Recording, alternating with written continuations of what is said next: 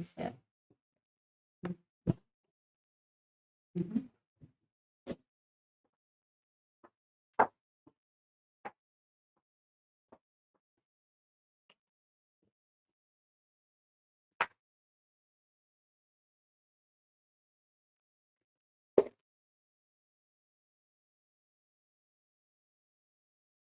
Yeah. Hello. Good evening. Good evening.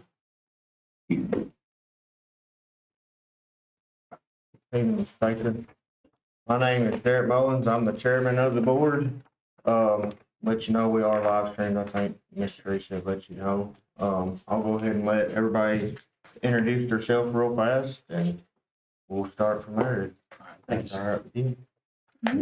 I'm Wayne McMackins, First District. Rebecca Trammell, District 2.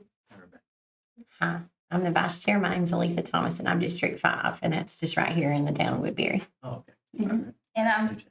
Jessica Curtis. I'm District 4. Okay. Nice to meet you, Jessica.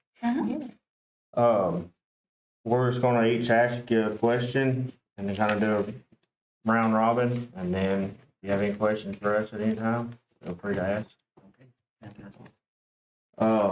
I don't know how much you've done research on our school system and stuff, but one of mine would be like, our grades ain't real great in the district or in the state. One of my questions is just, what would be some ideas to get our district grades up or strategies you think would have in mind? Yes, so I have done a little bit of research and looking at, and yeah, language arts and mathematics, we have some work to do in the district. I know that you already have been taking strides to bolster those scores, working with NIET. So continue to work with them and their expertise. And in the district, working with district leadership, as well as site leadership, being able to support our instructional practices. So really looking at a multi-tiered systems of supports. And, you know, it's multifaceted. So we're Right. looking at attendance issues, behavioral issues, if needed, you know, so those types of things of systems and supports. I know that the district has highlighted the need for additional mental health supports for our kids. And so that's a priority. And then equipping our staff, our teaching staff, with the best practices. So bringing those learning and opportunities for them through professional development, purposeful follow through walkthroughs and feedback, and really open-ended conversations where we can hear the needs of our teachers and our paraprofessionals through our instructional leaders and our principals. So I think that collaboratively, we look at what areas of weakness and find the professional development needed, and then giving feedback that is appropriate and effective. So looking at those best practices in the classroom that would be able to have high level engagement for student learning, and then looking at purposeful interventions that such as being able to reach those kids that didn't meet the mark and being able to target those standards that they need extra supports in through our support staff and our teachers in that tier two instruction, and being able to bolster their scores that way. I think it really narrows down to, from the bottom up, that we're fostering relationships with those kids so they feel engaged in the classroom, they feel engaged in their school, and that they set goals for themselves personally through the work that they do with the teachers, and that they're targeting their own goals so that they take ownership. And then fostering relationships with our parents and really equipping them. You know, we've got our kindergarten kids coming in that parents first time, and really being able to foster those relationships and equip them with what are good study practices, what things can we do even below kindergarten, and working with our younger kids in our community and our preschools, and really being able to foster a relationship with them, giving them supports to reach the parents, that they can start with early literacy. And so the kids are entering with much more equipped for understanding the language and, you know, letter recognition, and being able to start those preliminary efforts for reaching the mark of reading by third grade. So we want to bump that back even so that multiple kids can be able to enter kindergarten feeling very confident that they've got a handle on that mastery. Thank you. And I apologize. I did not ask you to tell us about yourself. I was a little nervous, so if you'd like to go ahead and tell us a little bit about where you work and stuff, I'm so sorry. I want to Oh, yeah. apologize for that. I'd love to share about myself. So about 28 years working with students, kids. Right out of college, I worked with kids in an institution, kind of a house-like setting were kids that were severely abused. And so I was a counselor there and worked with them for 2 years through 3-year-olds to 12-year-olds. And they were the kids that were the kids that were very impacted by abuse and weren't able to be in foster care because of how they were troubled through that. That was a terrific time. And then I moved to North Carolina and worked in an outdoor treatment facility as a counselor, 13 to 18-year-olds.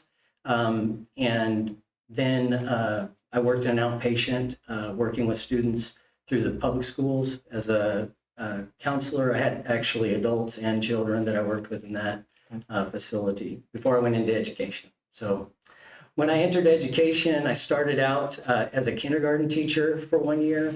And then I moved to third grade. I taught third grade for 4 years while I was getting my master's in administration. I completed that program and I got a call from a district superintendent that was leaving and asked me if I would come and apply for that position. So I served at a small school district as a K-8 superintendent principal up in a rural community. And that was a fantastic time. So I served there for 3 years before moving back to the district that I was in as a teacher. I became a K-6 principal. So I served there as a K-6 principal for 4 years. And then I moved my family to Arizona. And having no administrative job, I moved back into as a gifted teacher for 2 years. And so I worked with honors math, 5th and 6th graders and our gifted program there.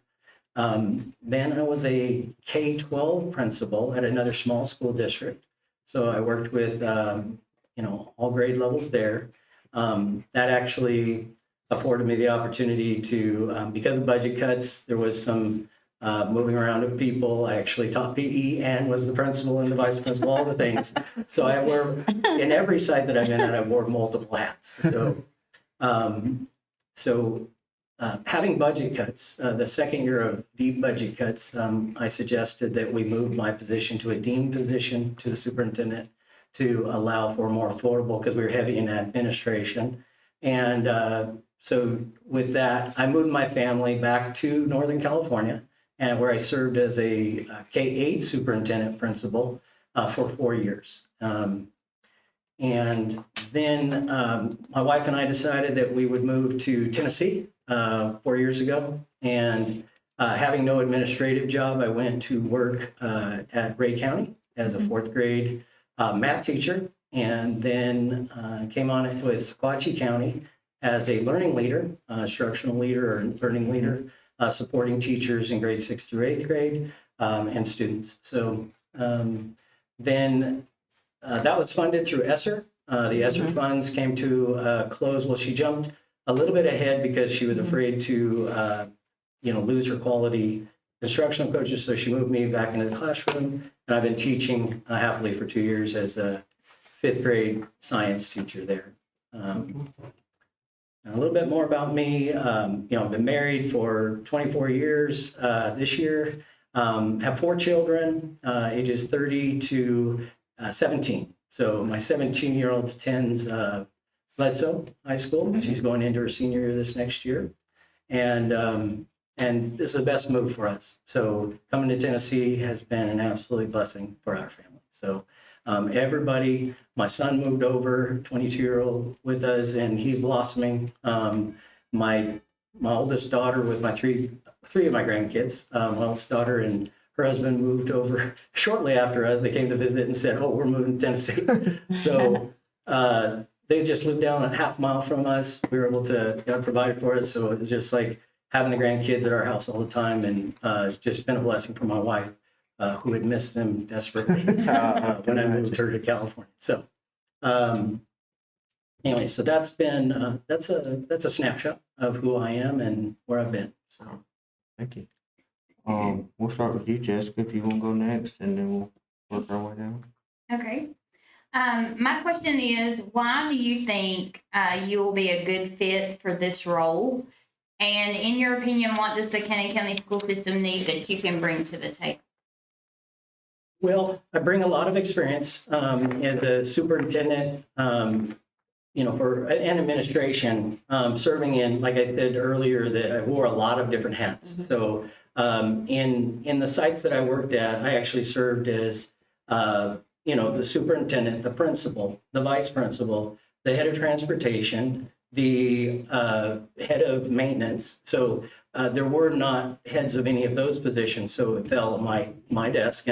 And so I made sure that the schools were running and making sure that everything was handled there. So I bring a lot of experience that I can actually impart my experiences and also listen with an understanding of the struggles of each of those departments. So that's I think an asset that I bring.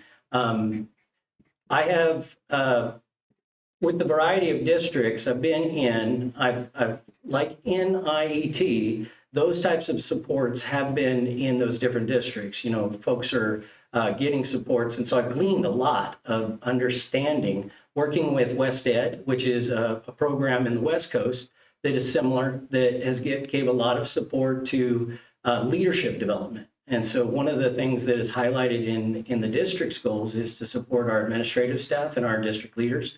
And so that's one thing that I also bring to the table is just that experience of going through that process, seeing the needs, and bringing some purposeful professional development, and really being able to open up and talk to our leaders to say, where can we shore up some things, and where can I support you, and bring in support so we can actually support our principals and our teachers. So in given that, so that's one thing that I've gone through.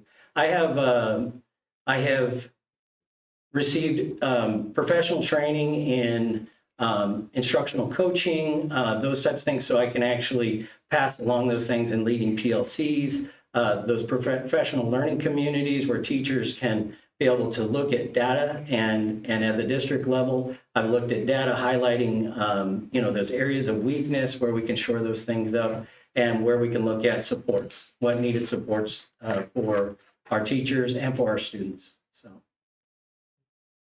Thank you. That fully answer your question? Yes, sir. Yes. Right. Mine's going to be twofold here. Okay. It's a two-parter. You're okay with that? I love hearing about, I'm going to take a personal moment just to tell you, I love hearing about all of your different roles and your career in education. I'm an educator too. Yeah. And just all the different things you've done. I was just waiting for the high school aspect to come along, and then it did. So that's awesome. So I wanted to just I want you to brag on yourself a little bit to begin with. Okay. What would you consider to be your greatest accomplishment thus far in your career in education? Well, the greatest accomplishment is the impact I've made on kids. And so I told you the number one thing is building relationships with kids. Mm-hmm. And so wherever I've gone, that's what I've done. And I'm talking the type of relationship where they're excited to see me, whether it be a kindergartner all the way to the high school, going to a high school dance and then wanting me to go out and dance with them and being connected with me, type of, mm-hmm. as a principal. That was a highlight. So the highlights that I feel is through relationships with my teachers, with my support staff. I didn't share this, but my mother was a custodian at the high school, and I have great relationships with all my support staff. So it's like understanding the ins and outs of all the details to be able to create that level of safety and cleanliness and just excellence. That the kids feel good, that staff feels pride, that there is, and that they take pride in every detail.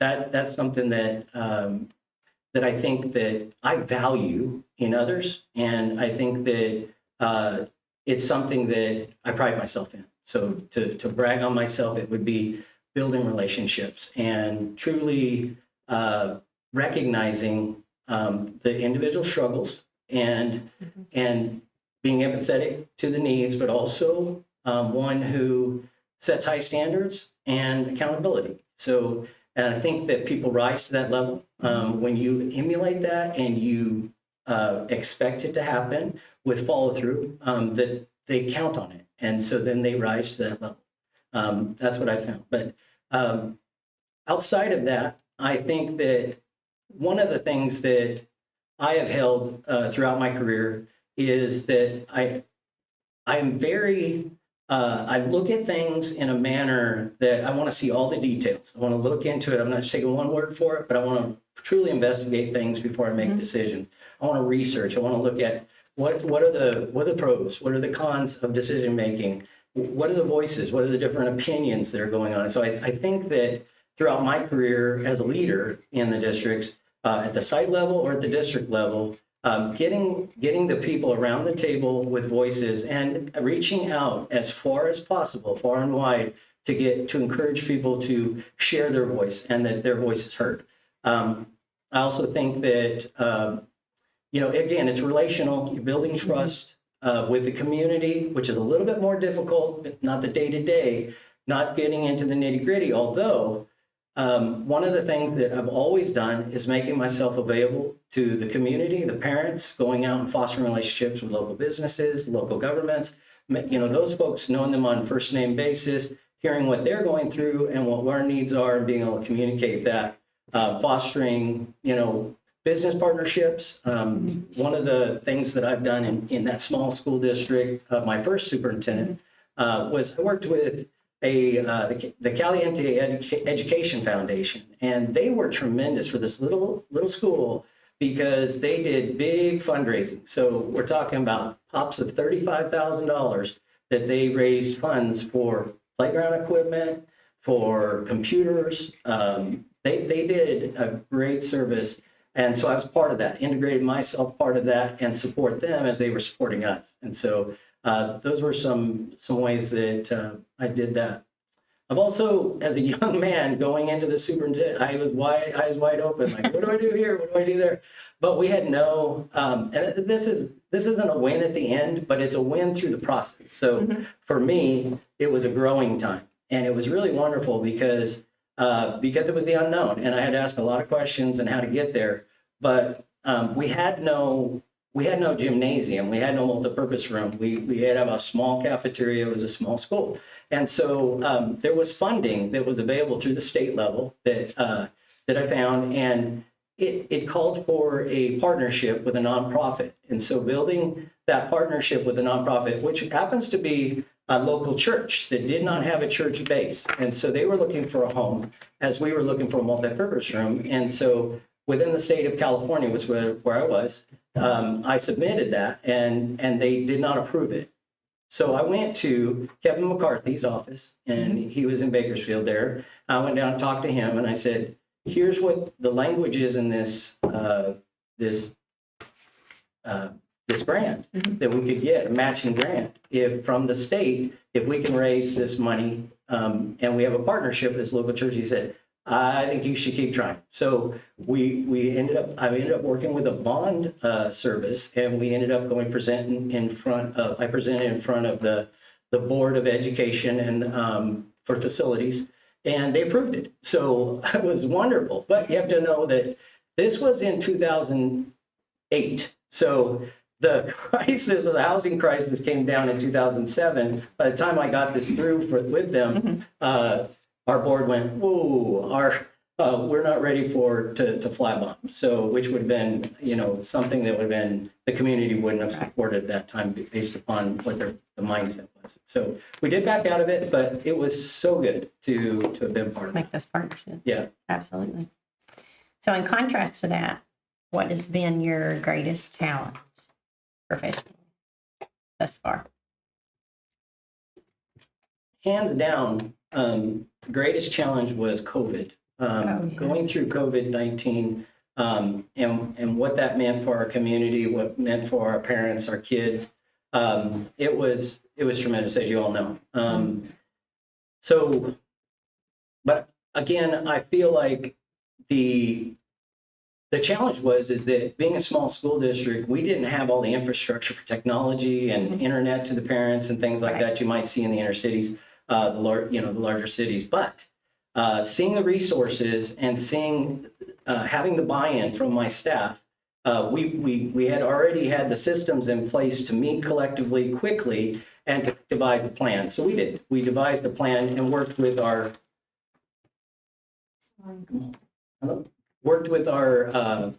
county supports and which provided IT supports for us, getting the equipment, getting the right equipment in place, and getting professional development for my teachers. So because it was a very quick turnaround, and so that I think went over really well. Also, getting buy-in from the local, my teaching staff, the paraprofessionals, all gathering around to provide meals. So we made we're all hands on deck, and we're out there equipping, getting the lunches prepared, getting things out, and finding the transportation to get it out to the kids. And overall, I think that though it had a real negative effect as far as some of the mental health conditions that the kids went through, and definitely deficiencies in their academic progress, we did our very best. And I think that everybody can say so. Thank you so much. You bet. You talked about education as a top priority for the students, but one topic that people don't like to talk about is budget. That's a big one. So how familiar are you with school budgets and Tennessee's new TISA? So I have not sat in as a superintendent here in Tennessee, but I have been watching and listening and learning about the budget structures of TISA and how funding is being allocated now, and then looking in the horizon that, there may be more funds coming to the states. The federal government is making changes, so those funds, I'm hopeful that there'll be more provisions for the state to pass along to school districts. So, but very familiar. I've worked with budgets for multiple years as superintendent of, those districts, working with the CBOs and putting those together and prioritizing things. Also had to make some tough decisions with budget cuts, like I described before. So even putting myself on the docket. But understanding that we have priorities to our kids. There are looking at what the needs are, what to make it happen, and maybe some of the extras sometimes have to be moved away from priority as we look at that. So some of those tough decisions that have to be made as the board has to make, as well as the district leadership. So hopefully answer your question. Do you have any more additional questions around that? No? Okay.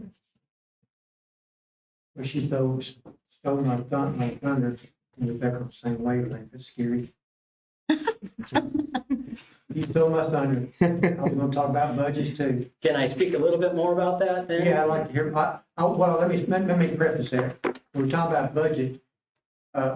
This is gonna be the largest workforce you've ever had to take control of Yes, and sir. run, by far, I'm sure. I looked at your resume. Yes, sir. So you're gonna be the biggest you're gonna have the biggest workforce in the county. You're gonna have the most money allocated in the county to run something. And we're one of the smallest counties in the state. And we have no major industry. So that means we run off fumes. Most of the Yes. Mhm. My question would be, there's some hard decisions, like you said, have to be made every year. Mhm. But we really need somebody that can really look at the budget and give the board advice on things that you specifically see that would help us. Now, that doesn't mean cuts, that could mean add-ons also. We could be short in an area, and you need to have you tell us that Yes. from experience. So, And I'm not going to go into those details now. no. But I have looked at the budget, You have? the budgets that I could see online. Right. And you guys are very tight. So, Mhm. and the majority of the budget is going to be in staffing. And so the realistic conversations are where can we look at tightening our belts to provide what the needs are of the school. And that ultimately, we can look at things such as, and you all have, I've been, reading up and watching you guys, and you guys have been very diligent to look at how can we replace windows so we can make our building infrastructure more energy efficient, lighting, things of that, and utilizing resources that are outside of our budget, maybe pulling in some additional funding through USDA or other funding streams that could help us with those things. I know that you guys had a tax. I'm unclear about the timing of that based upon what I was looking up online, but that came due, and so that's no longer. And that was a support for the schools for infrastructure as well, because you have aging schools. New roof needs to get put on. You've got one that you put on, but it's leaking. That needs to make sure that's repaired because we want our investment to last. You've got a school site that is empty. Driving up here and looking at that school site, it's a resource, but it takes some negotiation and possibly fixing up a little bit there too, or working with industry that may want to lease that. That may be another funding stream to the school district. So I've looked at that and contemplating, as we get together and talk about that out loud and really, which directions we want to move. But these are things I'm already working on as I put on this jacket. So, and then I know that you have constraints as far as like you've combined schools. You've got your elementary and your middle school that are sharing space, which isn't abnormal. To be honest with you, especially in a small school district, like I've said, I've worked in K-8 school districts, but I haven't been inside, and I don't know how much they're stepping on one another. And I know that it's it's always difficult. But what I understand is, and I forgot that you also have some issues with some septic drainage and things like that, and then space. Already you're constrained in your elementary schools with office space, with copiers out in the hallway, I understand, and things like that would already cause those smaller elementary schools to be stepping on each other. So, but looking at the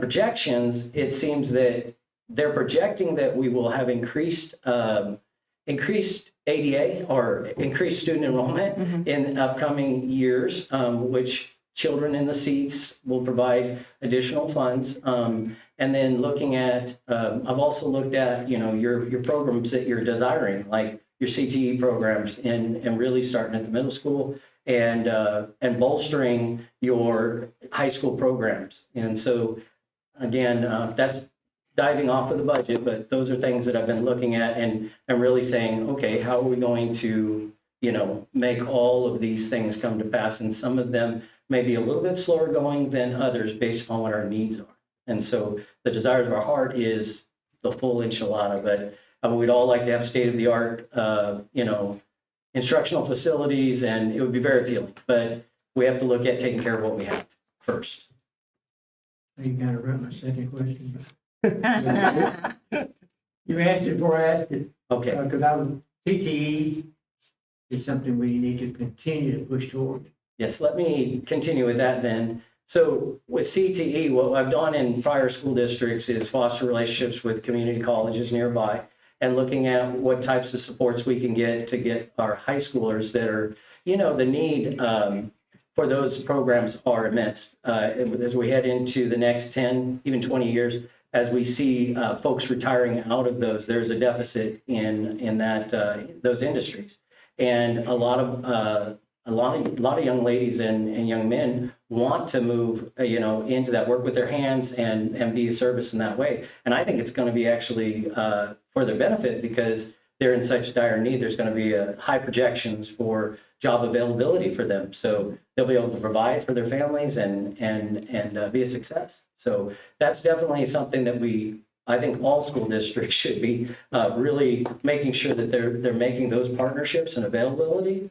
But even local businesses, I understand you have a coffee shop that's student run, and that's phenomenal. You know, those businesses, we want to generate in our community here in Cannon County that we want local businesses to move in, right? But we want to also grow up our kids to have that entrepreneurial spirit that they can do it and they know how. And so they have confidence in that they would want to pursue that more and build, more industry here. And looking at, again, I don't control how much industry moves in, but working with our local governments and really those relationships that they're fostering and support that.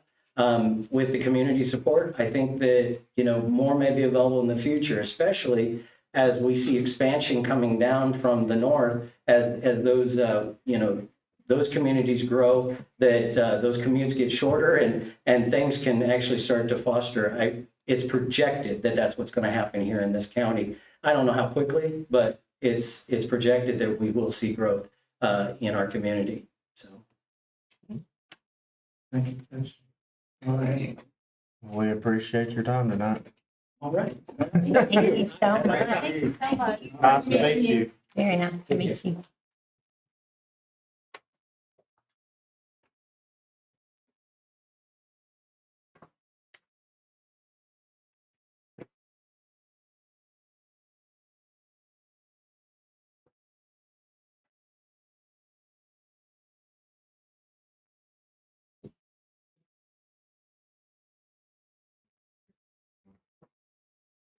You good, sir?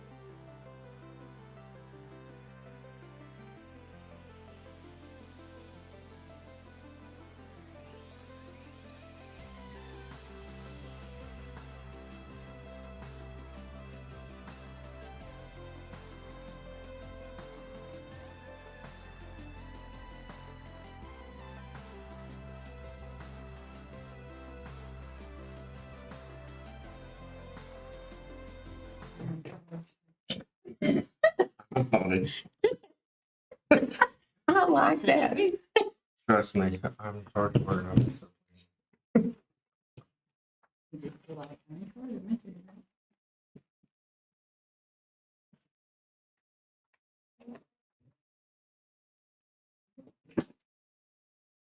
Good evening. How Good you doing? evening. That's fine. It's just a 9-day entry plan. You decide to go with me. Just Thank give you a very little bit of much. an expectation. You- What we looked at the first 90 days.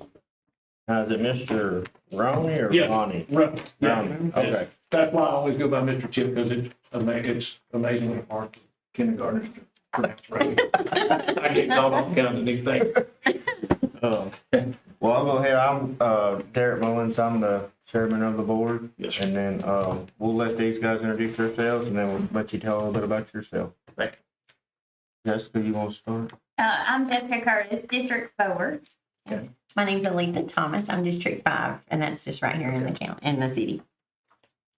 Rebecca Camel, District 2. Wait a minute, Maggie's District 1. Okay. What, tell us a little bit about yourself? Or? Sure, be glad to. Give you a little professional and personal synopsis here. Personal, when I graduated high school from McGavock High School in Nashville, I went to TSU, where I met my wife of 33 years. And together, we had two great sons, 30 and 25. Our 30-year-old gave us a daughter-in-law several years ago. And we love her dearly, just like she's one of ours. And 4 years ago, almost, they gave us a granddaughter who has changed my world. And that's one of the big reasons I'm here tonight. I want to get back to the state of Tennessee. Now, we live in Southside Tennessee, which is right on the Dixon, Cheatham, Montgomery County border, where all three of those counties come in together. It was about not near as long as as our Google told us it would get here, but we got here record time. So that's personally, and personally together too, we're an outdoor family. We don't fish. All of our vacations are usually sitting around outdoors. Whether we're farming, whether we're hunting, fishing, we're always outside. Now professional. I went to MTSU, got an animal science degree and a secondary education degree. Graduated there in 92. Started teaching agricultural education. First job I had was 92 at Northwest High School in Montgomery County. There, I took one of the lowest performing FFA chapters in the Red River District and made it one of the most competitive, highest performing FFA chapters within 3 years. In 95, I moved to Montgomery Central High School, was the FFA chapter there, agriculture teacher there. And again, we took a good FFA chapter and made it better. And then 2001, 2002, my youngest son had an open heart surgery 2 weeks before he turned 2. Got to be straight with you, I didn't handle it very well. And I left teaching, never to return. With that being said, in 2002, we started H&R Financial Services, which was a commercial residential lending brokerage. We did that along with some other financial things out of that office. And I got to missing teaching. I got to missing the educational field. So in 2007, while we still had our mortgage company, I went back to teaching, started teaching biology at Northeast High School in Clarkson, Montgomery County School District. We were in a building that was made for 1,200, and we had 1,800 kids there. So we had closets, storage rooms, everything else was classrooms. There was no extended space there. I became the STEM chairman there and worked there until 2012. I got my master's in leadership education from Rebecca Nazarene College in Nashville in educational leadership. And in 2012, I was hired by Dr. Stan Curtis to be principal of Ashland City Elementary in Cheatham County. Ashland City Elementary at the time was the lowest performing school in the district as far as elementaries go.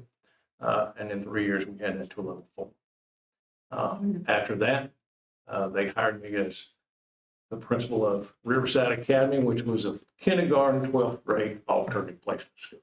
It was both punitive and for those kids who just didn't find success in a normal, everyday classroom.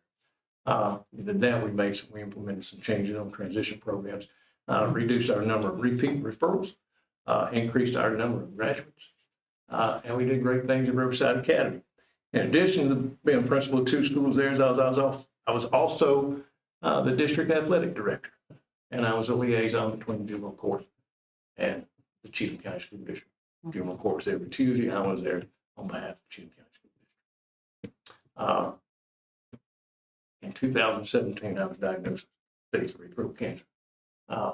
My family never has asked me for anything, but in 17, after that diagnosis, they said, "Hey, Dad, this is one of those things. We need you to focus on you. You know, I know you wear 4 or 5 hats every day. You need to take those hats off. I must look at you." So I did. I'm not one to sit around, stand around. So I went and I taught 8th grade science for that year while I was focusing on health in Dixon County School District at Charlotte Middle School. I think I taught, that was in the 18-19 school year. Felt like I taught science for 3 years that year. It was in 8th grade middle school. But, we had a good time. Had a great time. But got my health back to where I needed to be, got over the cancer. Obviously, it was 5 years before I could be considered remission.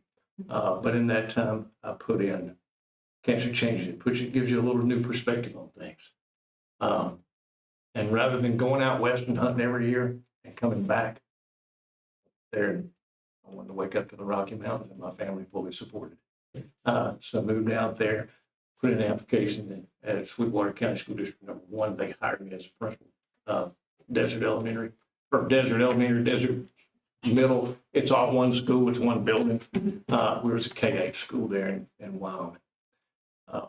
And in 2021, the town kept talking to me, kept calling me, come by my house and say, "Hey, we want you to run for mayor." I'll do anything you want me to do if you come to my house. Okay, so I ran for mayor in 21. They elected me. I've been mayor of Wamsutta, Wyoming since 2022. That's it. That's where we're at today. So what about your population there? In Wamsutta, Yeah. depends on what time of day. If there's lunchtime, we might have 250 because a lot of the workers back at one night at our one Mexican restaurant to eat. At 9 o'clock when everybody goes to bed, we're running about 150. Yes, ma'am. Good news, we have really good Mexican restaurants. In That's good. Everybody needs one. I didn't have a.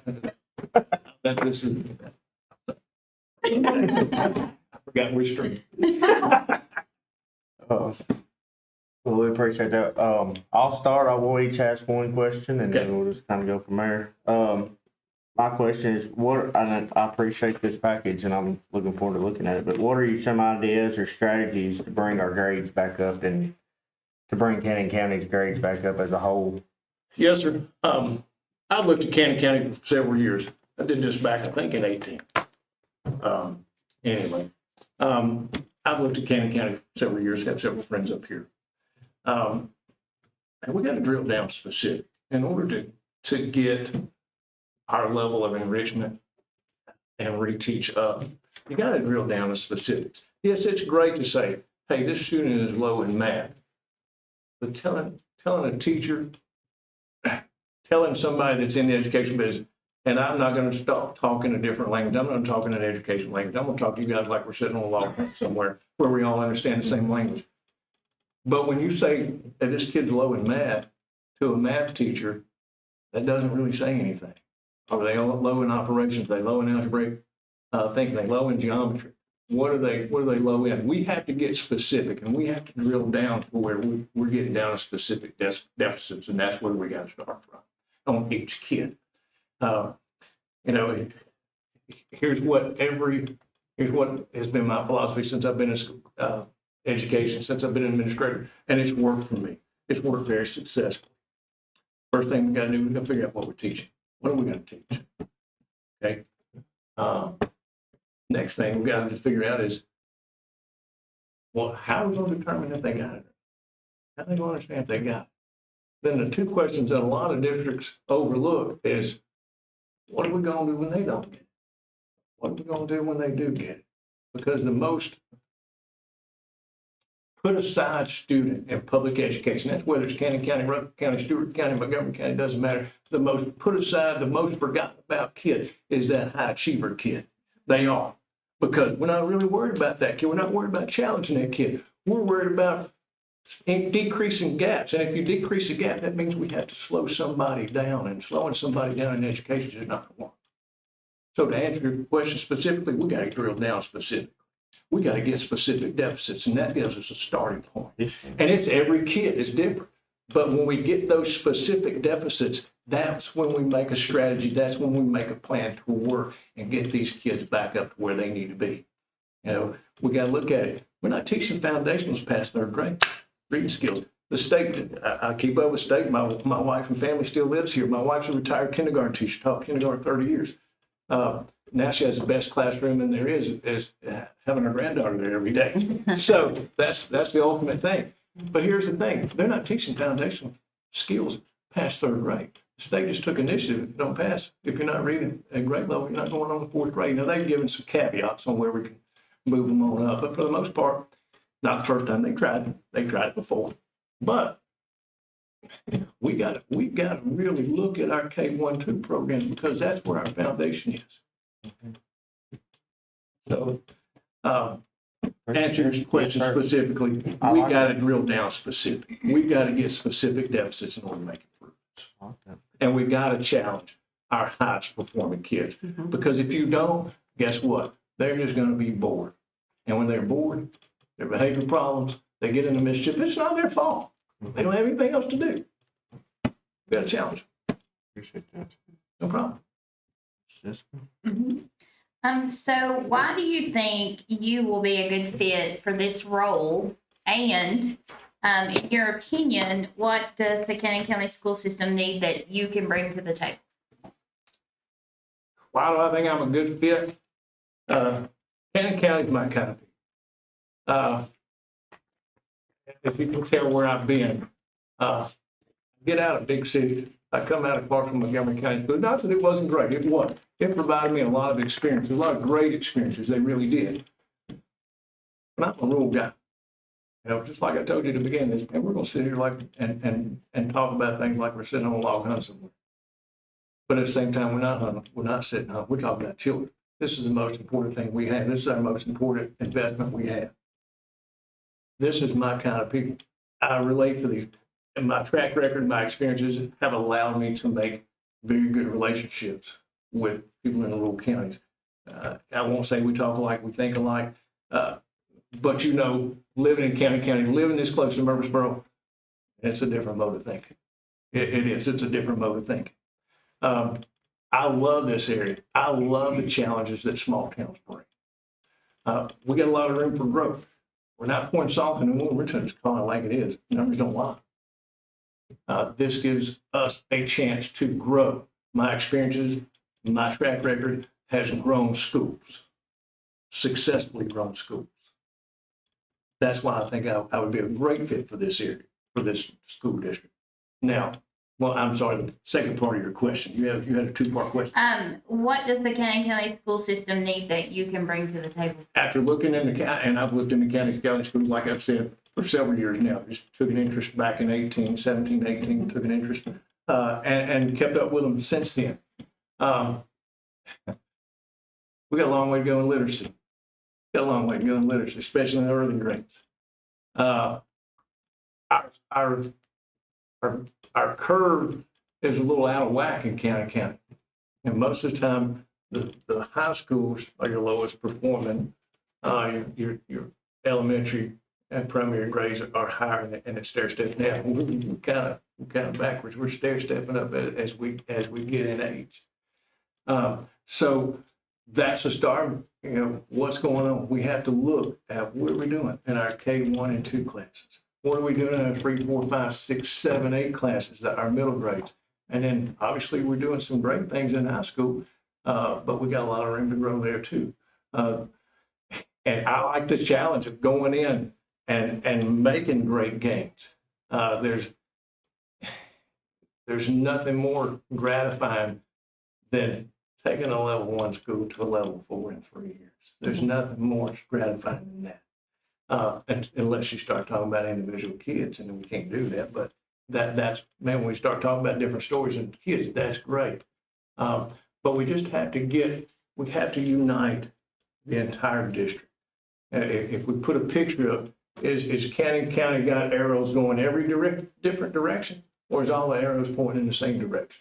That's what I do. I get all the arrows pointing in the same direction. We all have the same vision. We all have the same, your mission, and your vision is great. I noticed your strategic plan you made back in 2024, and you had 4 goals there. Even though we got our goals aligned, are we still trying to get there by the same way? Is everybody working together to achieve the same goal? Is everybody doing the same little thing, their own little thing in their different corners? We got to unite, get together, focus, make a plan, and stick with it. And we got to inspect what we expect. I'm not a micromanager. Let me tell you all this right off the bat. If you're looking for a micromanager, that's not me. You don't want me. I'm not a micromanager. I'm not. No, I just can't be. I have a knack. I have a track record of putting the right people in the right place. That way I don't have to worry about it. I know they're doing their job. And to answer your question, to get everybody in the right path, you guys got a lot of great people here. You do. May not need to make any changes. We just need to change our plan where everybody's working in the same direction. Thank you. You're welcome. Okay, so I do have a 2-part question. So we're gonna go to the first one. Okay, I want you to brag on yourself a little bit. And we've already heard a little bit, but go into more detail as to what you would consider professionally your greatest accomplishment. Okay. And I write it down because I don't hear real well. My hair just long enough where you can't see me here now. But my greatest accomplishment, that's probably going to have to be 2-part, one for me and one for kids, because we're in this for kids. Everything I do, the driving force is what's best for kids. That's what I consider before I make any decision. It's just best for kids, because if it's not best for kids, then why are we doing it? Because we're in the educational business. We're in the business of doing what's best for kids. And if that doesn't go into your mode of thinking, you're not in the right place. So, me personally, a great accomplishment was going to National City Elementary, then being the lowest, and we're a level 4 in 3 years.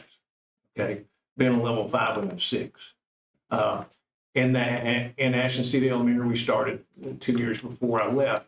We started work with advanced ed to be a STEM designated school. I'm sorry, I didn't get to see that play out because the good Lord had something else planned for me with the cancer.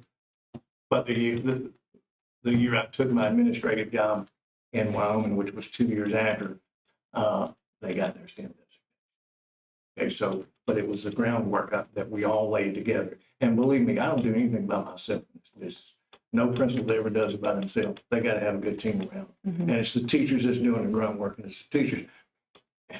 Like I tell my teachers that work with me in my school, my job every day is to stand at that front door, and I don't care what the name of the hurricane is outside, you shouldn't feel a wind blow, because that's my job, is to take it from you. You need to do the great things you're doing. Time is precious. Time is what we can't make any more of. So I protect their time. So one of the accomplishments for free, that was great. Did a great one. Probably the best accomplishment I've ever had was while I was in Wyoming. I was there 2 years. A lady brought her granddaughter to me. She was 13 years old. She'd never been in school in her life, ever, at 13. Never walked inside a school door. How that's legal, I don't know. It's not. I don't care how you look at it. It's not. But I had to look past it and think outside the box. Had to get innovative. So I said, absolutely, there's no better place for your granddaughter than our school. Bring her on. I opened my alligator mouth and loaded my hummingbird rear end because I didn't know how we were going to do it. I just knew I needed that baby inside. Worked with my team. We put her in a K1 class as an A because we had to protect her social and emotional aspect, but we had to challenge her academic. So we put her in K1 as an aide. She wasn't an aide, she was a student. So she started getting that. She was with us. I couldn't put her in the grade that she was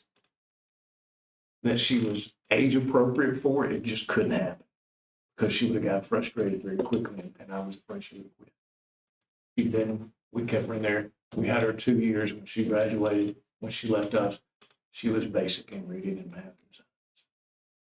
From coming in 2 years previously, not reading CBC work, to exiting. Now, she wasn't proficient. She wasn't meets, but basic, that's average. And unfortunately, in the state of Tennessee and in the state of Wyoming, and probably every other state, we just don't get credit for the average kid. And that's an injustice, but that's not anything you find or me can change. Thank you for sharing that. Thank you. The other part of my question, in contrast, what's been your greatest challenge professionally? Just to despite the obvious, everybody's going to probably say COVID. COVID hit, we went virtual. Everybody knows virtual is not as well as good, and nothing's good as in person. So we'll just leave that at that. It was an experience we all learned. Probably the biggest setback is time. Okay. I've been in schools, and my experiences are this. We went to a 4-day weekend one since I've been there. Monday through Thursday, I'm going. We reserve 2 Fridays a month for professional development days. And in Wyoming, and it's a lot like Cannon County, when we travel for athletics, I'm sorry, there's just nothing 30 minutes down the road. So we're 2.5 hours down the road. So our travel days are Friday, and that's one reason the district decided to go with that, because our attendance was 40, because Fridays was athletic days and they were gone. So we devised a plan to go 4-day weeks. In that, there's not enough time. And I say all that to say this. What's my biggest challenge? Time. Because we're talking about kids, we're talking about the education of kids, we're talking about being caught up. We needed everything to happen yesterday. Time is of the essence. So how can time not be the greatest challenge in what we're doing on a daily basis? You tell me, the state had just put a mandate on us last year. Hey, we got to get everybody reading to 4th grade. Should it happen without the state saying that? Absolutely. And I'm not saying anybody's sloughing off just because the state didn't say that. We're doing the same work. We just got to get our time, and we have to work efficiently. We have to maximize every second. We do. Bell to bell, and your teachers, I teach bell to bell. They get, all of them. There goes back to that. Not a micromanager, but you have to inspect what you expect. We've got to make the best of every minute, every second, because that is the biggest challenge, not just for me, every other educator there is. Whether you're on 4-day weeks or 5-day weeks, time is still, we change them with 4-day weeks, we went 45 minutes extra. And now our scores are climbing higher than they was with 5 days, because it's increased our retention, it's increased our recruitment, it's increased our motivation of kids. Absolutely it is. Thank you.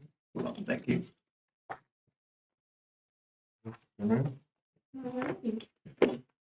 Like everybody's been saying, and they've been talking about, education is the top priority for the student. Sure.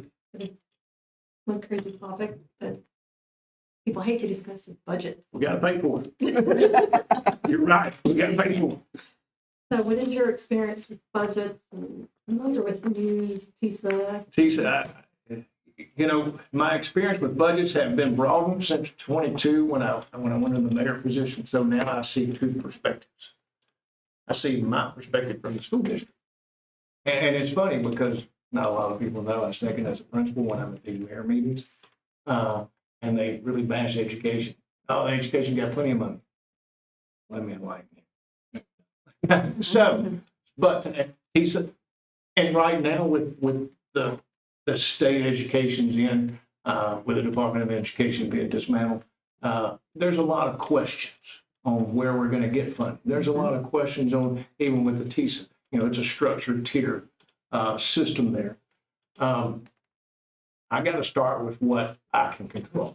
I can't control what the Tennessee Department of Education is doing. I can't control what the U.S. Department of Education. I can control what's happening in Cannon County if I'm here.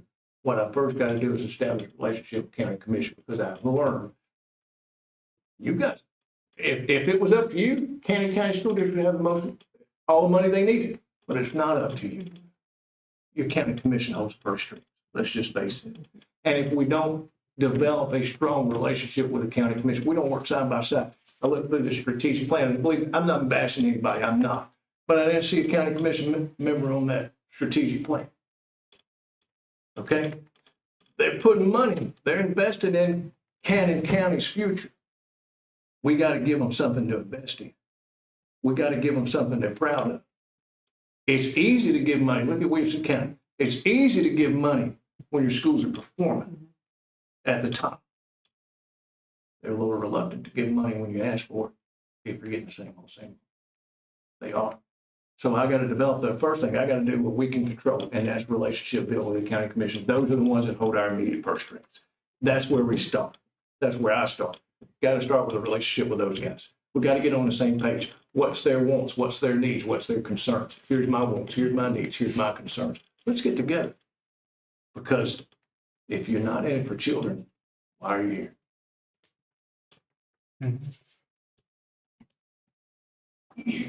And I think you guys, about $19.3 million budget somewhere. And it's on the county page. It's not, that's what I did. Yes, sir. Yes, ma'am. Thank you. On my birthday, people are from Montgomery County, outside of Montgomery County. There you go. I take my hat off for me. I'm also a 3-year survivor of cancer. It changes, man. Yeah, I know. Take every day off. I guess you get this, it's gonna throw a monkey wrench, you become a governor. Behind me, right? Maybe. You're not gonna run for governor. No, man. No, sir. Matter of fact, the person that is running for, let's just not talk about that on string. I'm there, so I'm gonna work in that. She's the state superintendent right now. Let's talk about teachers, Okay. our second biggest asset. You're- We gotta figure out a way, and I'd like to hear what you might say that you would have a plan to do is, we've got to get our teachers freer, take some of the handcuffs off, and let them start teaching. Absolutely. How would you go about trying to do it, not to violate state law? I like the gray areas. Let me start with that. Gray areas is sometimes the best place to hang out in.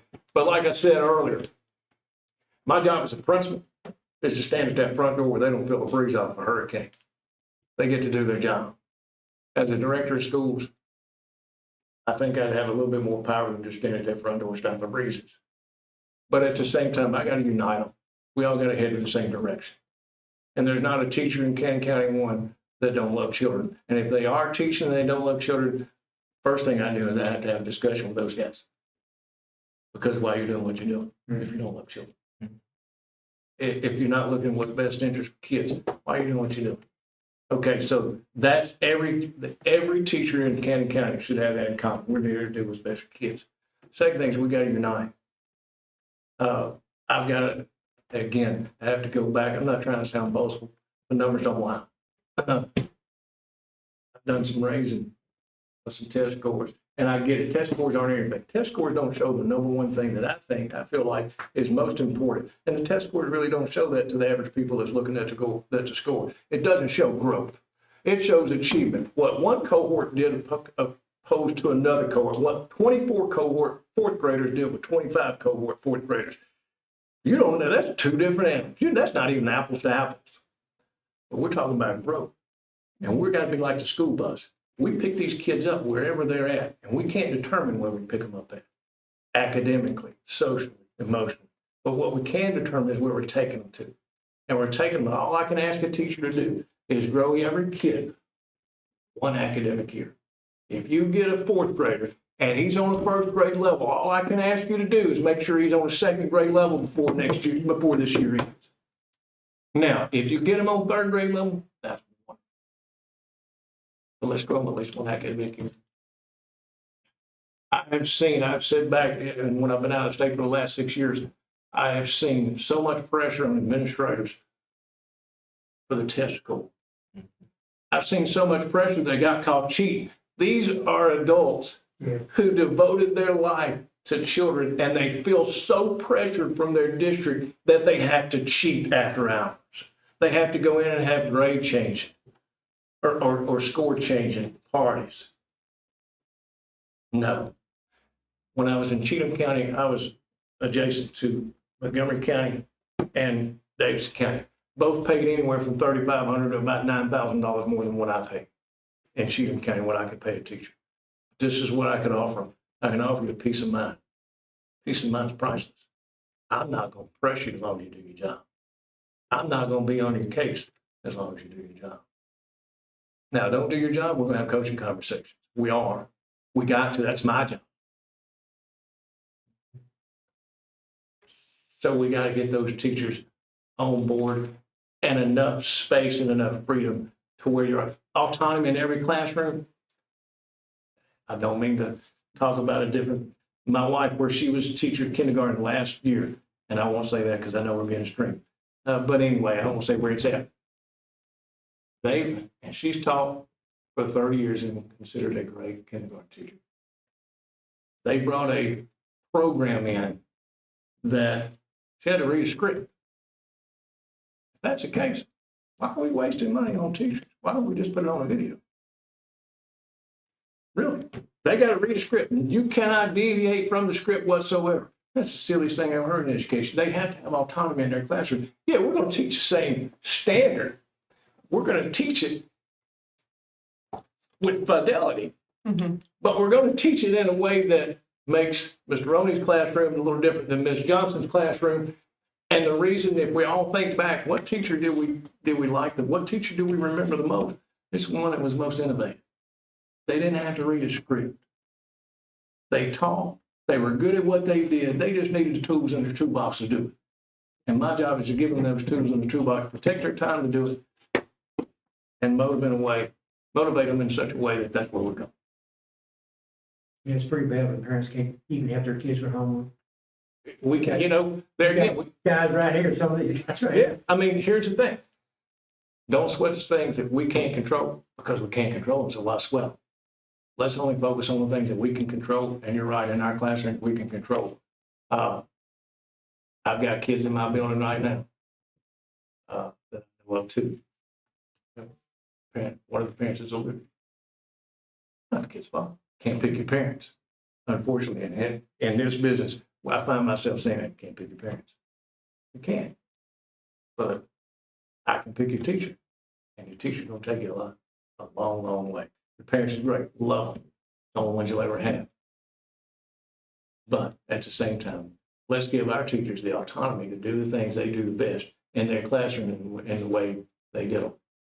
If they know how to do them professionally, they know how to do them perfectly. Now, I get it too. And we're right here. We got to develop some relationship with MTSU. That's where I went. They had a great education department then. They have a great education department now.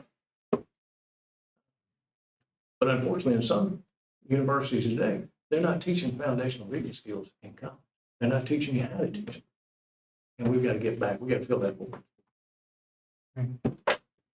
Mr. Roney, we're out of time, and we really appreciate it. Thank you, guys. We appreciate you coming back Hey, into town. Well, here's the thing.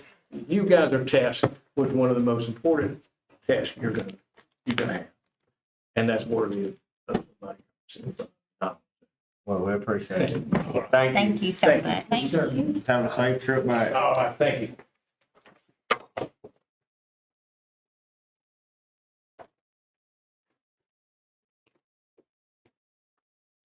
Good luck to you all. Thank you for meeting.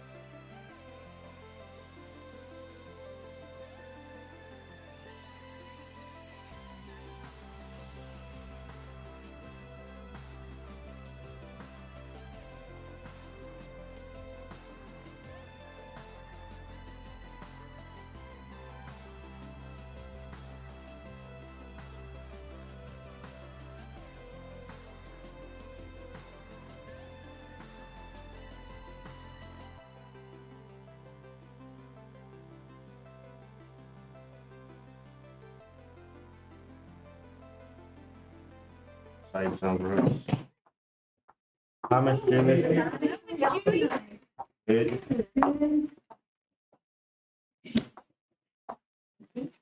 Thank you, ma'am. You're welcome. Got the color going on and everything with those. Yeah. I like the color coordination. Or maybe a little bit of my OCD, but color coordination. And notes. Well, I will do the formal thing, even though you know us all. Derek, the chairman. Of course, I think you know everybody. If you want to, just go ahead and tell us a little bit about yourself, if you want to, just to. Let's see, I'm finishing up my 34th year in education. I've worn multiple hats through those 34 years as far as being a general educator, a special educator, assistant principal, principal supervisor, worked with grades pre-K through 12, even before coming into this role. I had an experience with all of those grade levels. Married for 30-some years. Just left me. That's all right. That's okay. He's watching, but that's okay. Look at him and say, "We've been married long, and how old am I?" The same. We have 4 children. Our oldest is 30, who graduates May 9th with his education degree that we're super proud of. And our daughter just got married in October, and we gained a granddaughter out of that situation, so we're happy about that. Our youngest son works with my husband, college and things. That was not his avenue to take, and he's learned a whole lot about audio, more than I ever thought was possible. And then we have a 15-year-old that is a freshman in high school. So, and we've got about 5 dogs and a cat and all kinds of things. We've had to take in some other animals to help take care of my mother's animals. So we've got a bunch of those running around now. It's a co-op at the Benson household. I'll go ahead and start. We're gonna kind of do that last time, just each ask a question. Okay. So what are some of your ideas or strategies to help get grades up? I mean, I know we're not all about we're not just one test score, but we also got to get it up to get our funding and stuff. So what are kind of your? We've got to sit down and have some good hard conversations about curriculum and data and where we're moving our students forward and how we're going to move our students forward. There are good things that's taking place in Cannon County, but there's some areas that we need to see some changes in. And with change is difficult, but sometimes change is necessary. And with those changes, there are hard decisions that need to be made. But I think we have teachers that are working really hard, and we need to let teachers teach.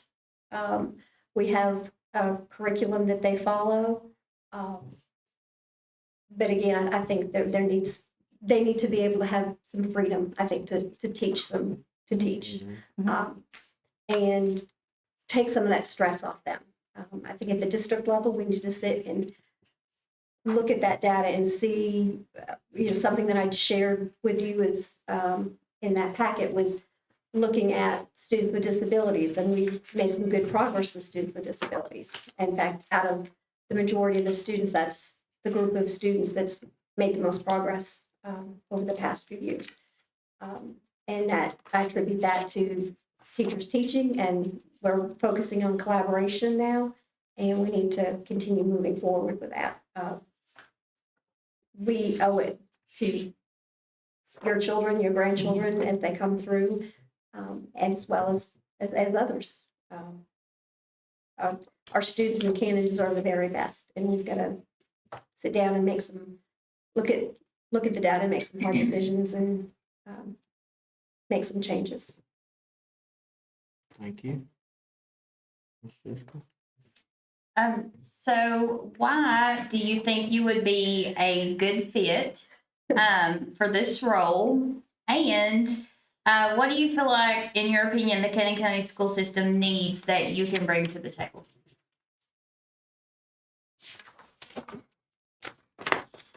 I feel like I would be a good fit for one, the experience that I can bring. Also, being here for the past 5 years, I've seen different strategies, different programs, and that's worked, and seen where I feel like there needs to be, like I said, some changes made. We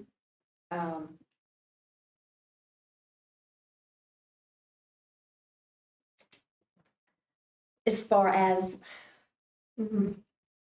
trying to it make my words how I'd like in a positive way. Would you, the first part of that question again, so I make sure that I'm answering exactly what you want me to answer, Ms. Jessica. Why do you think you would be a good fit for this, Okay. for this role? The experience that I bring, I want the very best for the students of Cannon County and for their families. And I have a strong desire to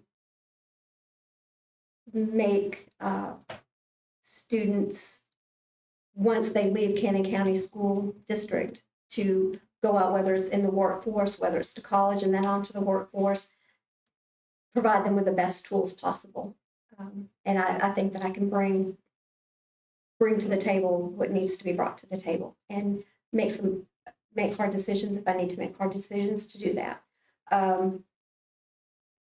Second part of the question, usually I write down questions, and I didn't this time. Okay.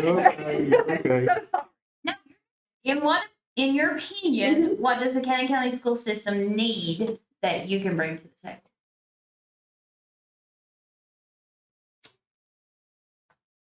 I think we need to take a look at our data and making sure that we have someone looking at our data, because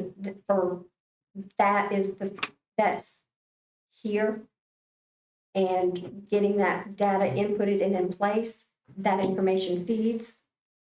I think that's something that's crucial that we're going to need in looking forward as far as our funding goes, and providing the best education we can, because if that information that's put in initially in that data, if there's an error, it affects, in my world, 10 polls, and that doesn't pull. So I have a student that has an IEP, and I'm not able to access that IEP and get the services in place as quickly as what I should.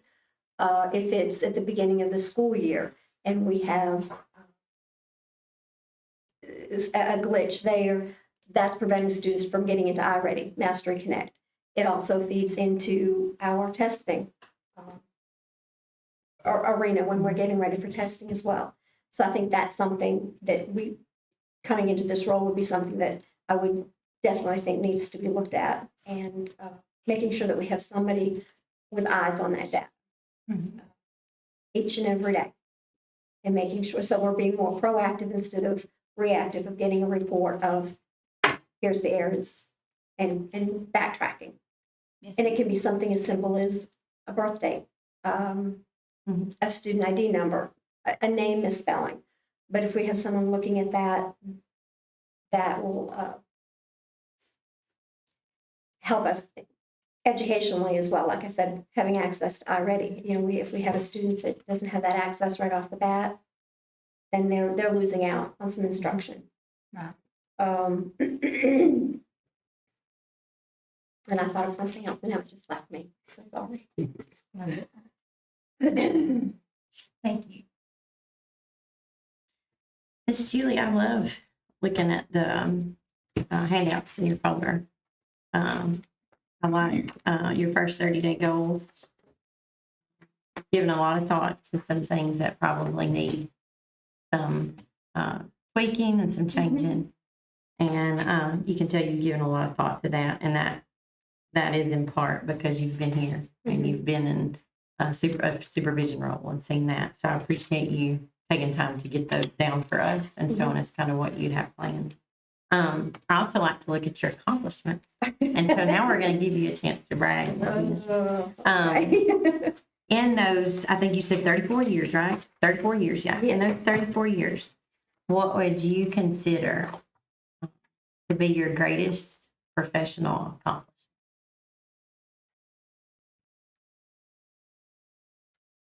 I think, of course, living in DeKalb, sorry, don't hold that against me. No, ma'am. that going out and still having students that are adults now Mhm. coming up and speaking to me and showing me their children, knowing that somewhere along the way I had made a positive impact in their lives. I would say that's my greatest accomplishment. Beyond that, it's looking at a school and where they were a level 2, 3 school and moving forward to being a level 4 or 5 school, Mhm. and bringing those teachers together as a cohesive unit instead of little groups of people independently doing whatever they wanted to do, but working together, bringing them together as a team. I feel like that's a great accomplishment. And it took time to do that. It wasn't just something that happened overnight. It took time and took them learning to trust me and me trusting them as well. Oh, a difficult question. I think that's great though. I'm gonna ask you, okay, I'm gonna ask you one little, well, really two more things, but I'm gonna Okay. add this to this. How did you create that trust? Like if you could pinpoint one thing, what would you consider to be the key to that trust that you created? I worked alongside them. It wasn't me dictating this is how it's going to be. I mean, there has to, obviously, you have to lead, and there has to be some of that to a certain degree. But they saw how I took pride in, as a principal, I took pride in the school building. I took pride in them. They felt of sorts that they were a dumping ground. Okay. And I stood up for that and then said, we're not going to have that. That's not going to happen anymore. And showing them that I was proud of them and building relationships with them and working alongside them. The first summer, I stripped floors and I waxed floors and I painted buildings, and my family was right there along with me. But I think being a team player with them and earning their respect. Absolutely. I love that. Okay, so last part of the question. Okay. Yeah. So we looked at the greatest accomplishment. We're not going to talk about weakness, but what's been your biggest challenge that you've gone through in education? Well, I think my greatest challenge, my greatest accomplishments came from those greatest challenges. Mhm. And learning how to work through that whole relationship building and building that trust. That's always difficult when you're coming into a new role, developing that trust. So I would say that's probably been some of the greatest challenges as well. But it was nice to see that they turned out to be accomplishments as well. Absolutely. Uh, Something hard into a big time positive. I Yes. like that. Mhm. Thank you, Miss Julie. Whenever you're ready. Okay. You're fine.